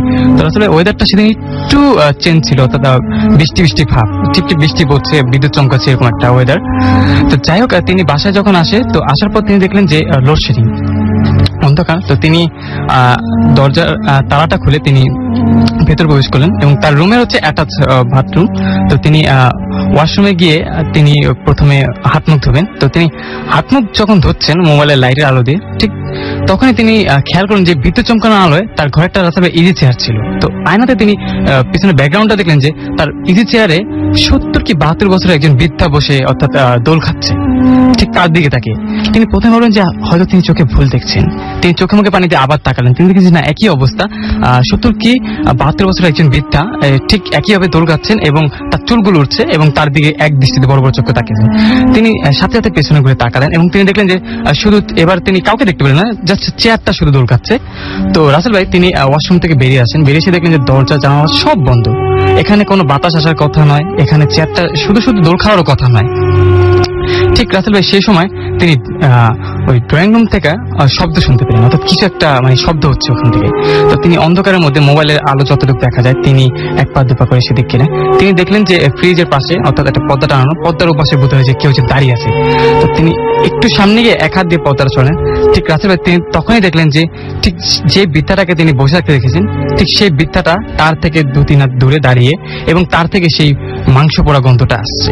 এটা থেকে তিনি প্রচন্ড রকমের ভয় পায়, এবং তিনি দরজা খুলে দৌড়িয়ে নিচে যান এবং দারোয়ানের কাছে কাছে গিয়ে তিনি সবকিছু খুলে বলেন, তখন দারোয়ান তাকে আসলে বাড়ির যে ঘটনাটা সেটা বলে, অর্থাৎ সেই বাড়িতে নাকি অনেক বছর আগে একজন বৃদ্ধা আগুনে পুড়ে মারা গিয়েছিলেন, তারপর থেকে সেই ফ্ল্যাটটিতে অনেক রকম সমস্যা দেখা দেয়। আসলে আপনাকে অনেক ধন্যবাদ অনন্ত। আমরা চলে যাব আমাদের পরবর্তী ঘটনায় এবং আর সেই সাথে আমরা তার মাঝখানে আমরা একবার একটু চিটাগাঙে যাব এবং চিটাগাঙে গিয়ে আমরা দেখবো যে চিটাগাঙের সবাই কি করছে। তার আগে কিছু SMS পড়ে ফেলে। বিপ্লব আমাদেরকে মানিকদিয়া থেকে SMS করেছেন এবং তিনি বলছেন যে আজকের ভূত এফএম জোস হচ্ছে। কে আমাকে লিখেছেন যে স্টোরিটা ইন্টারেস্টিং ছিল এবং ভালো ছিল, তাই তিনি লিখেছেন। সৌরভ আমাকে লিখেছেন, আমাকে SMS করেছেন এবং তারা 3 তলা মার্কেটের ওপরে একটা ছোট রুমে আছেন, তারা সবাই শুনছেন আমাদেরকে। রবিউল আওয়াল SMS করেছেন সৈকত আমাদেরকে। মামুন নারায়ণগঞ্জ থেকে SMS করেছেন। এছাড়া আমাদেরকে আফরিন রাজশাহী থেকে SMS করেছেন, আমাদেরকে SMS করেছেন। দেখতে পাচ্ছি আমাদেরকে অর্ণব, এছাড়া অর্ণব পরে আমাদের SMS করেছেন রাকিব তুষার। এছাড়াও দেখতে পাচ্ছি সুমন SMS করেছেন রিপন ধানমন্ডি থেকে। SMS করেছেন আমাদেরকে দেখতে পাচ্ছি দীপক, সজীব, রুবেল, প্যারিস, জয়ন্ত, নিশ এবং সাফি, এরা সবাই আমাদের SMS করেছেন। শুভ আমাদের SMS করেছেন আমাদেরকে এস এ বনি, SMS করেছেন ডানা সহ আরো অনেকে। তো আমরা চলে যাব একটু চট্টগ্রামে এবং চট্টগ্রামে আপনারা সবাই জানেন যে ভূত এফএম থেকে নির্বাচিত এবং এয়ারটেল থেকে নির্বাচিত আমাদের বিভিন্ন লিসেনাররা আছেন ওখানে এবং তারা এক্সপিরিয়েন্স করছেন, সেটা জিনিসের মধ্যে যাচ্ছেন তারা। এবং সেখানে আছেন আমাদের রেডিও ফুর্তির আউটডোর ব্রডকাস্টার সাদ এবং যে কোঅর্ডিনেট করছে আর কি পুরো জিনিসটা, এবং এছাড়া আছেন সুমন, তারা সবাই আছেন আমাদের রেডিও ফুর্তির পক্ষ থেকে গেছেন। আমরা তাদের সাথে একটু কথা বলবো। হ্যালো হ্যাঁ সাদ, এই মুহূর্তে কি অবস্থা? ভাই আমি সুমন। সুমন, আচ্ছা। এই মুহূর্তে আমরা আগের জায়গা থেকে একটু সরে এসেছি আর একটু ভেতরে। আচ্ছা। তো এখন অন্ধকারে খুব বেশি কিছু দেখা যাচ্ছে না, কিন্তু এই জায়গায় আমি আগেও এসেছিলাম কিন্তু দিনের বেলায়, কিন্তু ভয়ঙ্কর একটা সৌন্দর্য আমি এখন দেখতে পাচ্ছি, যেটা দিনের বেলার প্রাকৃতিক সৌন্দর্য দেখা গিয়েছিল, এখন আমার কাছে সেটাই ভয়ঙ্কর সৌন্দর্য দেখা যাচ্ছে। আচ্ছা আচ্ছা, আপনাদের সঙ্গে যারা আছেন সবাই মিলে এই মুহূর্তে আপনার অনুভূতি আমরা জানলাম। তো আমরা জানি যে এয়ারটেল থেকেও নির্বাচিত বেশ কিছু আমাদের লিসেনাররা গেছেন, তো আমরা তাদের সাথে একটু কথা বলতে পারি। সুমন? হ্যাঁ, আমার সাথে এখন আছে দিনার, আপনি দিনারের সাথে কথা বলতে পারেন। ওকে, তো আমরা এখন কথা বলবো দিনারের সাথে। সো জি, ওয়ালাইকুম আসসালাম। দিনার, কিরকম লাগছে এই মুহূর্তে আপনার? জি ভাইয়া, যেমনটা সন্ধ্যা বললো যে আমরা পানির উপরে আছি, আমরা মানে অনেকটা সাহস দেখেছিলাম পাহাড়ের উপরে ওঠার মতো।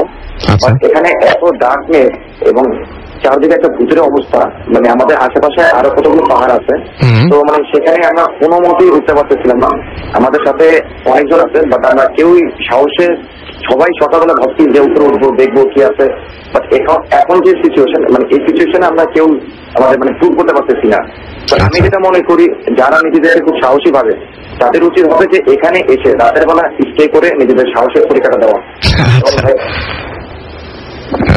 আচ্ছা, মানে আপনার তার মানে বলতে যাচ্ছেন যে চারপাশে যে অবস্থা, সেই অবস্থাটা বেশ ভয়াবহ এবং আপনারা রীতিমতো ভয় পাচ্ছেন সেখানে?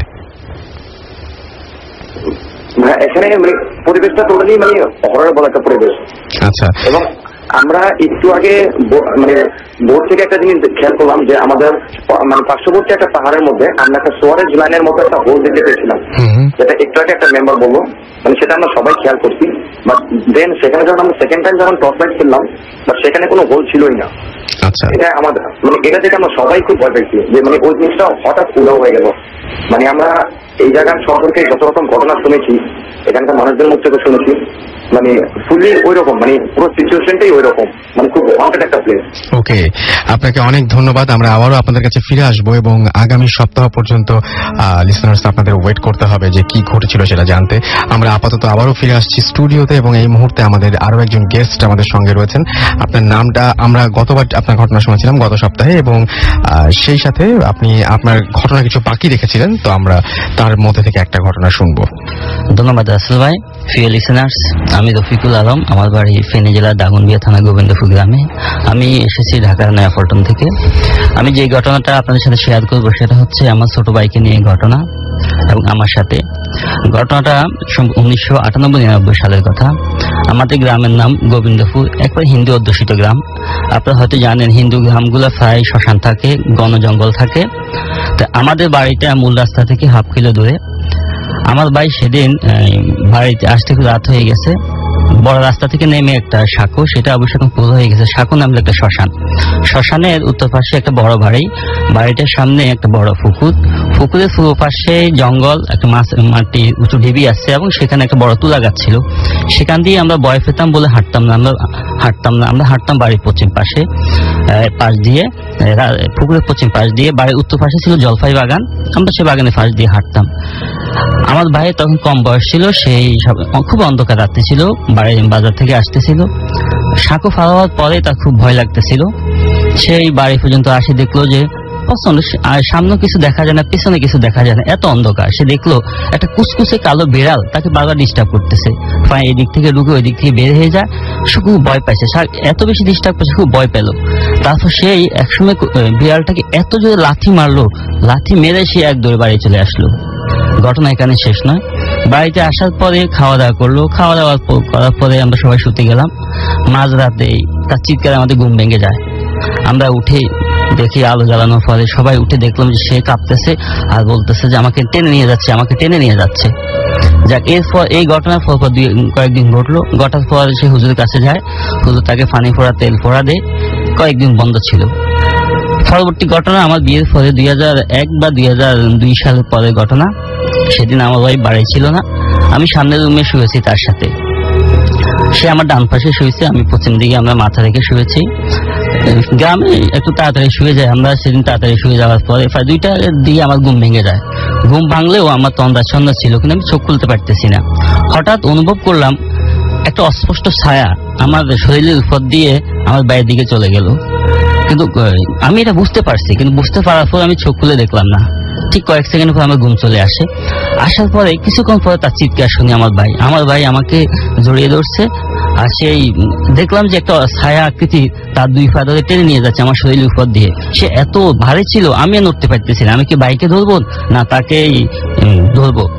দস্তাদস্তি এক পর্যায়ে মশারি খুলে পড়ে এবং তার চিৎকার, আমি তো চোখ খুলে দেখতেছি সে তাকে টেনে নিয়ে যাচ্ছে আর খামচে ধরেছে তার 2 পায়ে।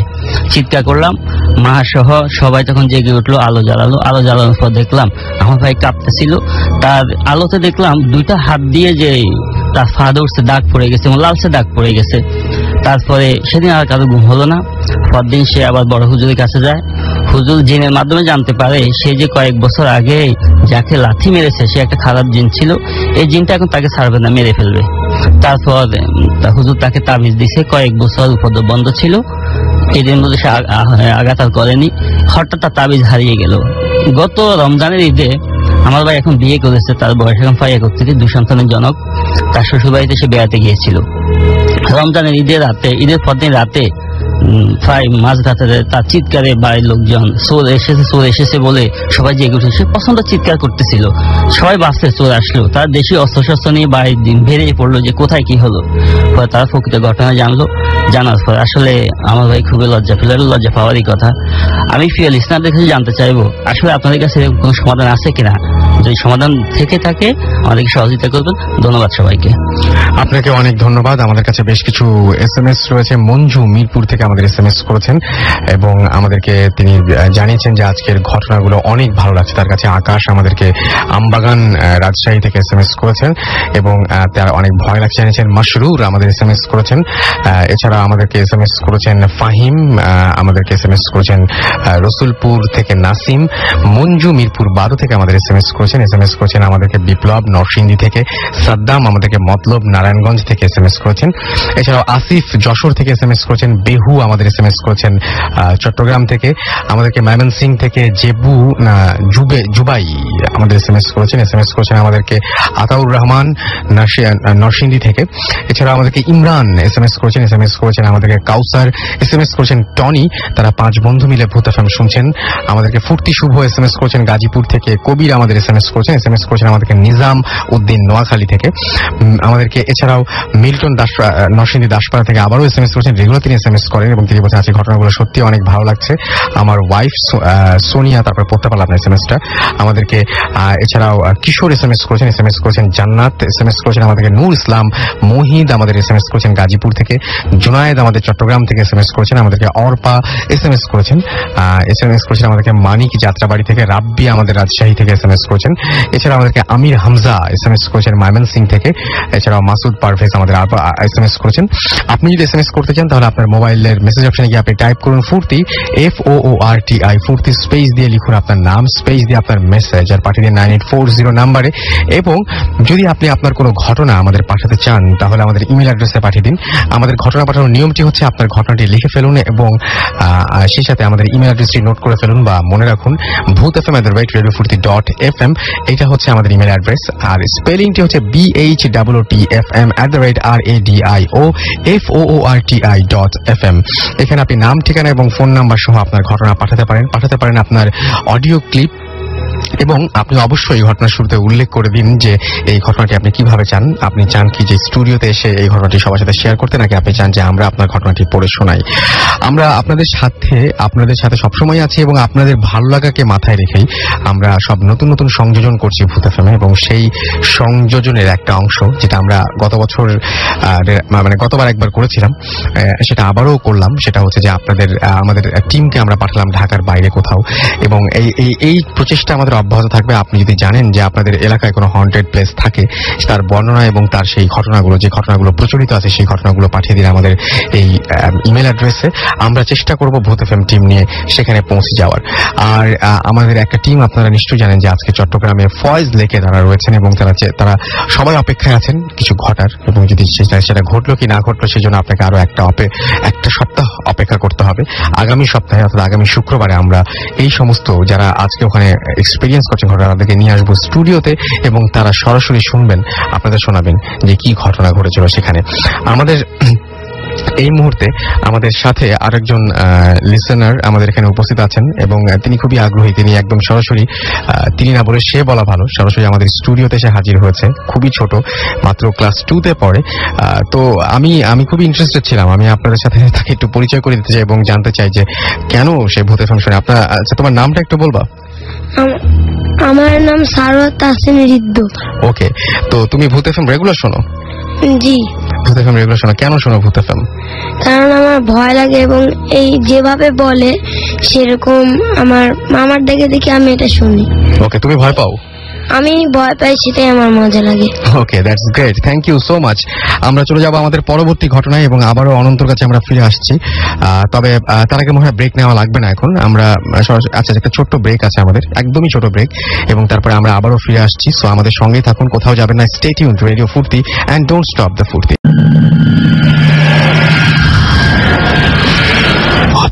FM, haunted by Airtel.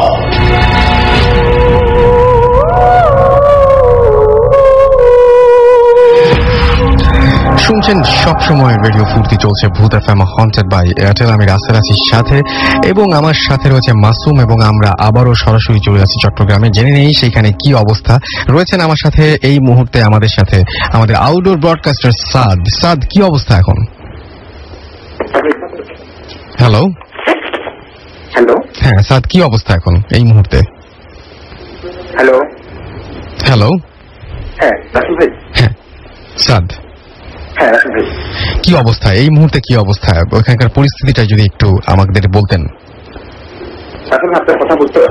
আপনি যদি এই মুহূর্তে ওখানকার কি অবস্থা, এই পরিস্থিতিটা যদি আমাদের একটু বলতেন। আপনি কি জানতে চাচ্ছেন এই মুহূর্তের অবস্থাটা? হ্যাঁ, এই মুহূর্তের অবস্থা। আসলে এই মুহূর্তে হচ্ছে আমরা যে কজন এখানে ছিলাম তাদের মধ্যে আমরা কয়েকজন ডিসিশন নিয়েছি যে আজকে রাতে যতদূর সম্ভব থাকা যায় এখানে থাকবো, এবং আরো কিছু রাত যদি কোনো গভীর হয়, কারণ আমরা কয়েকজনের সাথে কিছু এক্সপিরিয়েন্স শেয়ার করেছি, আমি যেটা লিসনারদের নেক্সট উইকে শেয়ার করবো আশা রাখি। মানে তাদের কথা মতো আমি এতটুকু শেয়ার করতে চাই, তারা বলেছে রাত যত গভীর হয় তত চান্স থাকে এই জিনিসগুলোর সাথে ফেস করার বা মুখোমুখি হওয়ার। মানে যেহেতু এসেছি এই ধরনের চান্স কখনো পাই না না পাই আমি বলতে পারছি না। আমরা যারা আছি সবাই খুবই এক্সাইটেড এবং চেষ্টা করছি যে যত রাত পর্যন্ত থেকে যদি কিছু করা যায় কোনো একটা লাইফ টাইম এক্সপিরিয়েন্স নিয়ে যেন আমরা শিখতে পারি এবং নেক্সট উইকের লিসনারদের সাথে যেন আমরা শেয়ার করতে পারি। মানে এইটা এই মুহূর্তে আমরা প্ল্যান করে বসে আছি। আচ্ছা, আমাদের সাথে আর এখন কেউ কি আছেন কথা বলার মতো, যার সাথে কথা বলতে পারি আমরা এই মুহূর্তে? আমি বুঝিনি। আচ্ছা, তাহলে আমরা একটা কাজ করি, আমরা আবারও ফোন করি। আমরা আপাতত মানে আমার মনে হয় যে নেটওয়ার্ক একটা ঝামেলা হচ্ছে। আমরা আবারও আপনার কাছে ফিরে আসছি। আপাতত আমরা চলে যাই আমাদের স্টুডিওতে। আমাদের সাথে আবারও অনন্ত জয়েন করছে এবং অনন্ত এই মুহূর্তে আরেকটা ঘটনা নিয়ে আসছেন। তো আমরা অনন্তর কাছে শুনবো তাদের, মানে খুব ছোট ঘটনা, যেহেতু আমাদের সময়ও খুব শেষ হয়ে আসছে, তার মধ্যে বারবার আমাদের চট্টগ্রামে যেতে হচ্ছে। সো আমরা খুব ছোট করে শুনবো অনন্তর কাছে তার পরের ঘটনাটি। ওকে রাসেল ভাই, আমি এখন যে ঘটনা নিয়ে বলবো সেটাও আমার এক কলিগের কাছ থেকে শোনা। তো তিনি বেশ কয়েক বছর আগে তিনি খাগড়াছড়ি বেড়াতে যান। তো সেখানে বেড়াতে যাওয়ার পর তিনি রাসেল ভাই আগে একটা কথা বলে রাখা ভালো যে খাগড়াছড়িতে কিন্তু অনেক জুম চাষ হয় সেখানকার লোকজন। তো সেখানে মহল্লার মতো একটা ছোটখাটো মহল্লার মতো লোকজন একসাথে বসবাস করে। তো তিনি তেমনি মহল্লায় যান। তো তিনি সেখানে যান তার এক রিলেটিভের বাসায়। তো রাতে তিনি ঘুমান। তো ঘুমানোর পর অনেক সকালবেলায় তারা জুমে চলে যায়, অর্থাৎ আজানের আগে অনেক সময় চলে যায়। তো তেমনি তিনি আজানের আগে অর্থাৎ 3টা কি 3:30 দিকে তার ঘুম ভাঙে। তো উঠে দেখে যে তিনি কেউ নেই ঘরের মধ্যে, অর্থাৎ তারা যে রিলেটিভ তারা সবাই জুমে চলে গেছে, জুম চাষে চলে গেছে। তো তিনি প্রথম ঘর থেকে বের হন। তো রাসেল ভাই ওয়েদারটা ছিল তো বৃষ্টি হয়ে গেছে, এরকম একটা ওয়েদার। তো তিনি বের হয়ে দেখেন যে চারিদিকে অন্ধকার, মাঝে মাঝে বিদ্যুৎ চমকাচ্ছে আর কাউকে দেখা যাচ্ছে না। তো তিনি ভাবলেন যে কিছু দূরে তো আছেন তার রিলেটিভরা, অর্থাৎ সেই জুমে। তো তিনি চিন্তা করলেন যে আমি একটু যাই, গিয়ে দেখে আসি কি অবস্থা তাদের, একটু দেখা, তারও একটু কিউরিওসিটি একটু দেখার জন্য। তো তিনি বের হলেন, বাসা থেকে বের হয়ে তিনি কাদা মাখা রাস্তা, তো তিনি হেঁটে এক পা দুপা করে সেদিকে যাচ্ছেন। তো তিনি অনেক দূর যাওয়ার পর রাসেল ভাই তিনি সেই জায়গায় পৌঁছে দেখলেন যে কেউ নেই সেখানে, অর্থাৎ অনেক ঢালু পর্যন্ত দেখা যাচ্ছে কেউ নেই। তো তিনি অনেকক্ষণ দাঁড়িয়ে রইলেন সেখানে। তো একটা সময় তিনি দেখলেন যে তার থেকে অনেক দূরে, অর্থাৎ কিছু দূরে একজন অন্ধকারের মধ্যে কেউ একজন হেলে দুলে অর্থাৎ যাচ্ছে। তো তিনি ভাবলেন যে হয়তো তিনিও হয়তো ঝুম চাষি হবে। তো তার কাছে হয়তো জিজ্ঞেস করলে হয়তো জানতে পারবেন তার রিলেটিভের খবর। তো তিনি ওই লোকটাকে ডাকলেন, কিন্তু লোকটা তার কথায় দাঁড়ালেন না, তিনি হেঁটে চলে যাচ্ছেন তার মতো। তো রাসেল ভাই ও কাদামাখা রাস্তা যেহেতু, তো ও খুব আস্তে আস্তে যাচ্ছে এবং লোকটাকে ডাকছে, কিন্তু লোকটা দাঁড়াচ্ছে না, লোকটা তার মতোই হেঁটে চলে যাচ্ছে, অর্থাৎ অন্ধকারে বোঝাচ্ছে যাচ্ছে। তো ওই পেছন দিয়ে হেঁটে যাচ্ছে। তো রাসেল ভাই বিদ্যুৎ চমকানো আলোয় কিছু তো যাওয়ার পর বিদ্যুৎ চমকানো আলোয় হঠাৎ ও দেখলো যে মানে লোকটা যে হেঁটে গেছে কাদার মধ্যে কোনো পায়ের চিহ্ন নেই, অর্থাৎ কোনো একটা মানুষ হেঁটে গেলে রাসেল ভাই সেখানে কোনো পায়ের চিহ্ন থাকবে, কিন্তু সেখানে কোনো পায়ের চিহ্ন নেই। এবং ও আরো কিছু তো এগিয়ে গিয়ে দেখলেন যে আসলে ও যেটাকে মানুষ ভেবেছে আসলে সেটা মানুষের আকৃতি হলো কোনো মানুষ নয়, সেটা মানে মাটি থেকে অন্তত এক হাত উপরে কিছু একটা। তো রাসেল ভাই এটা দেখে ও ভীষণ ভয় পায় এবং খুব জোরে চিৎকার করে।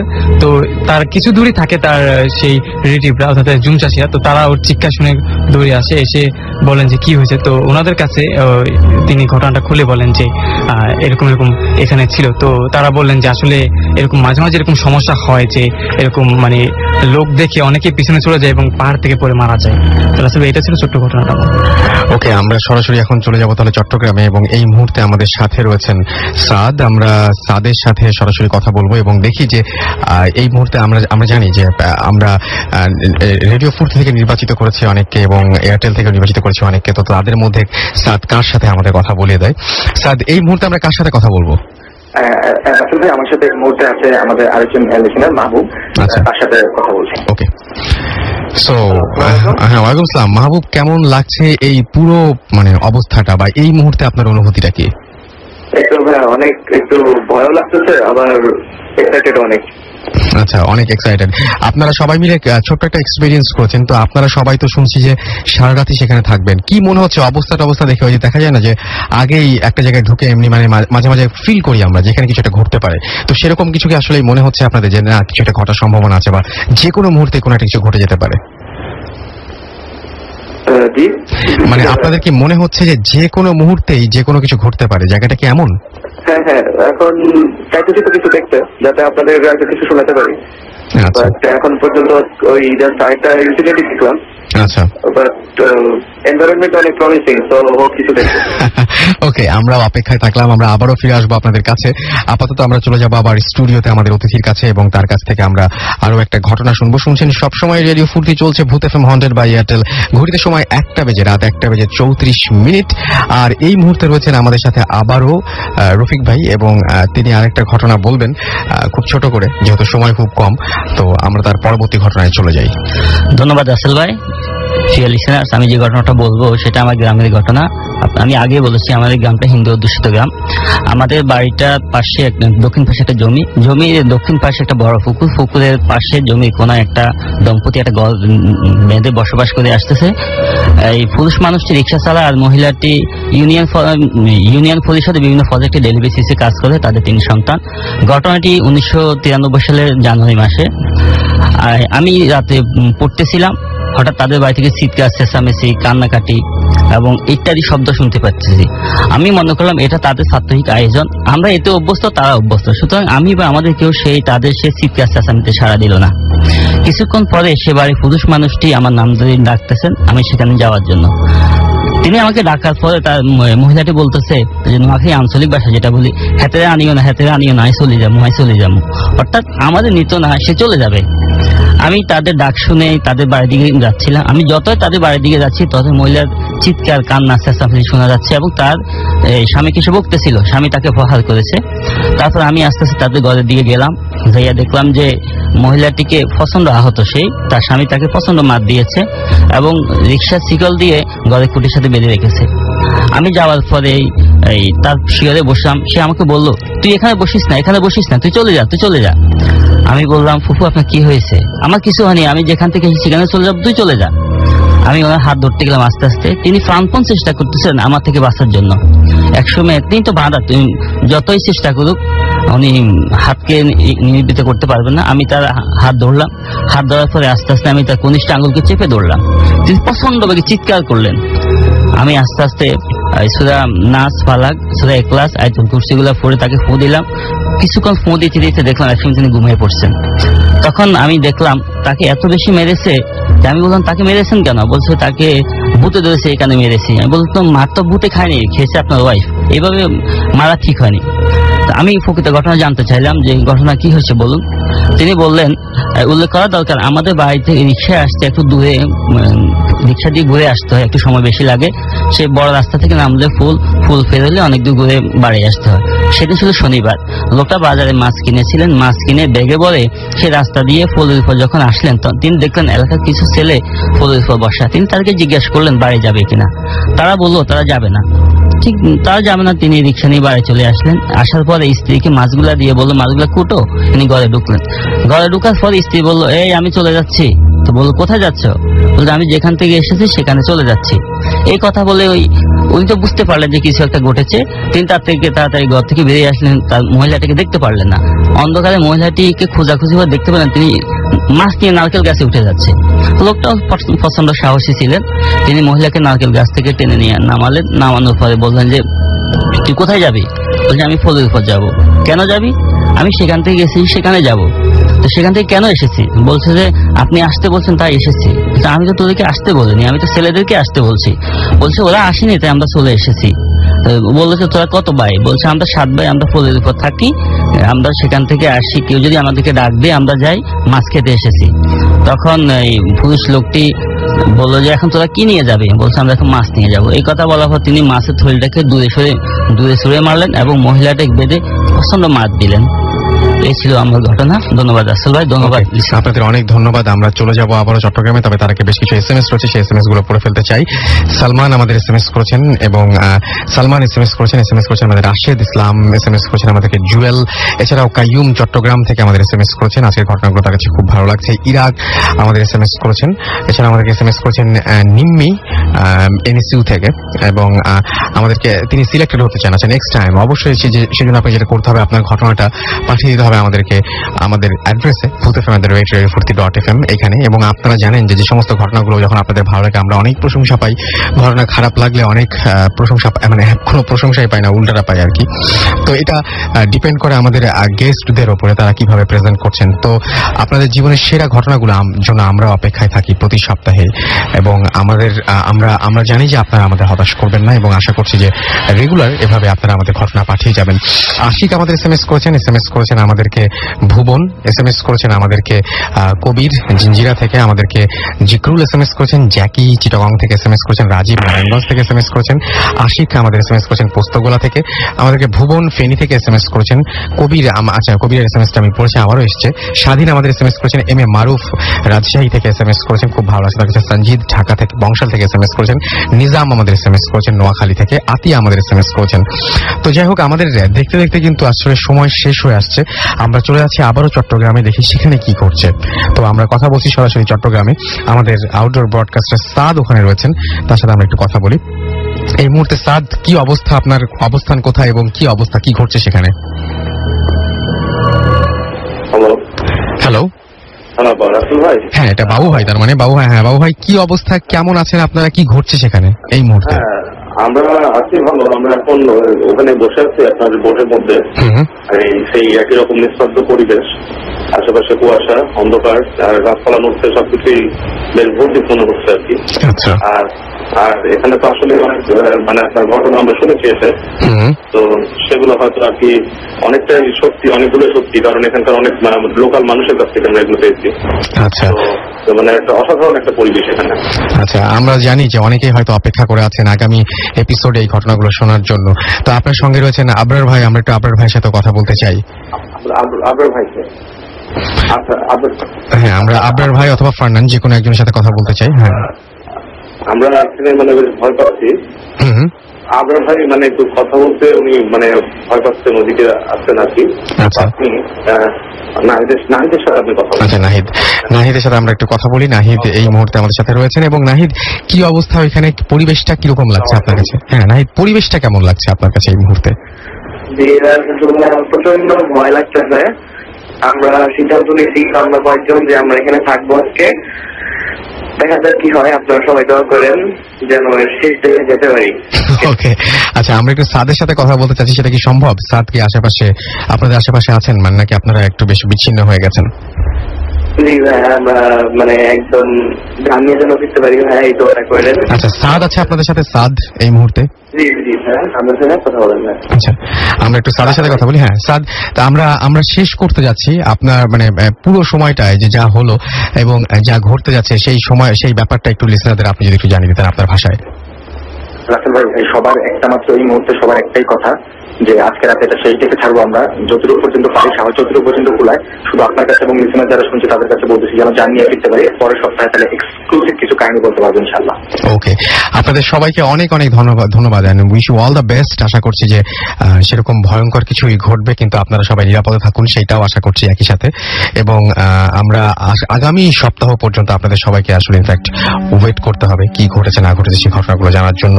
এবং আমরা অসংখ্য ইমেল পেয়েছি, সেখানে উল্লেখ করা আছে যে এরকম মানে ফরেস্ট লেক খুবই খুবই খুবই হন্টেড, এবং সেইখানকার মানুষজন যাদের সাথে গিয়ে আমাদের রেডিও ফুর্তি এবং এয়ারটেলের মেম্বাররা যারা ওখানে গিয়ে কথা বলেছেন, তারা সবাই এই ব্যাপারগুলোতে শিওর হয়েছেন যে ওইখানে মানুষজন যারা আছে তারা প্রত্যেকেই বলেছেন যে হ্যাঁ এটা খুবই হন্টেড একটা প্লেস।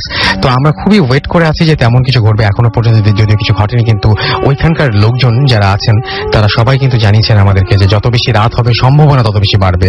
আমার কেন যেন মনে হচ্ছে যে রাত 3টার পরে কোনো একটা কিছু ঘটতে পারে। 3টাটা খুব একটা অদ্ভুত টাইম, রাত ঘড়ি কাটে যখন 3টা, ঠিক সেই মুহূর্তে কোনো কিছু যদি ঘটে বা কোনো কিছু যদি এক্সপেরিয়েন্স করে থাকেন সবাই। এবং আমার মানে খুবই আশা যে সেটা তারা এক্সপেরিয়েন্স করে আসুন। আশা করবো যে তারা খালি হাতে আসবেন না। কি হবে না হবে সেই জন্য আপনাদেরকে আগামী 1 সপ্তাহ পর্যন্ত ওয়েট করতে হবে। এতক্ষণ পর্যন্ত আপনাদেরকে বারবার এই ঢাকা স্টুডিও থেকে চট্টগ্রামে নিয়ে যাচ্ছিলেন মাসুম, আমরা ছিলাম, আমাদের অতিথিরা ছিলেন যারা আপনাদেরকে এই মুহূর্তে বিভিন্ন ঘটনা উপহার দিলেন। সবাইকে আমার পক্ষ থেকে, আমার রেডিও ফুর্তির পক্ষ থেকে অনেক অনেক ধন্যবাদ, আমার মাসুমের পক্ষ থেকে অনেক অনেক ধন্যবাদ। এবং আপনারা এই আগামী সপ্তাহে আমাদের গেস্ট থাকবেন যারা এখন ফয়েজ লেগে আছেন। তারপরেও আপনারা আমাদেরকে কিন্তু অবশ্যই ঘটনা পাঠাতে ভুলবেন না। আমাদের অ্যাড্রেসটা হচ্ছে ভূত FM @radio40.fm। আগামী সপ্তাহে একটা ফাটাফাটি ভূত FM এর ঠিক এটার চাইতেও আরো মারাত্মক কিছু দেবার আমরা একটা মানে কি বলবো যে একটা আশা রাখি এবং আশা করছি যে সেই আশা সফল হবে, আশা করছি সেটাই। আগামী সপ্তাহ পর্যন্ত আপনারা সবাই ভালো থাকুন, সুস্থ থাকুন, সুন্দর থাকুন, মোস্ট ইম্পর্টেন্টলি ফুর্তি থাকুন। আজকের মতো এখানেই শেষ করছি, টাটা।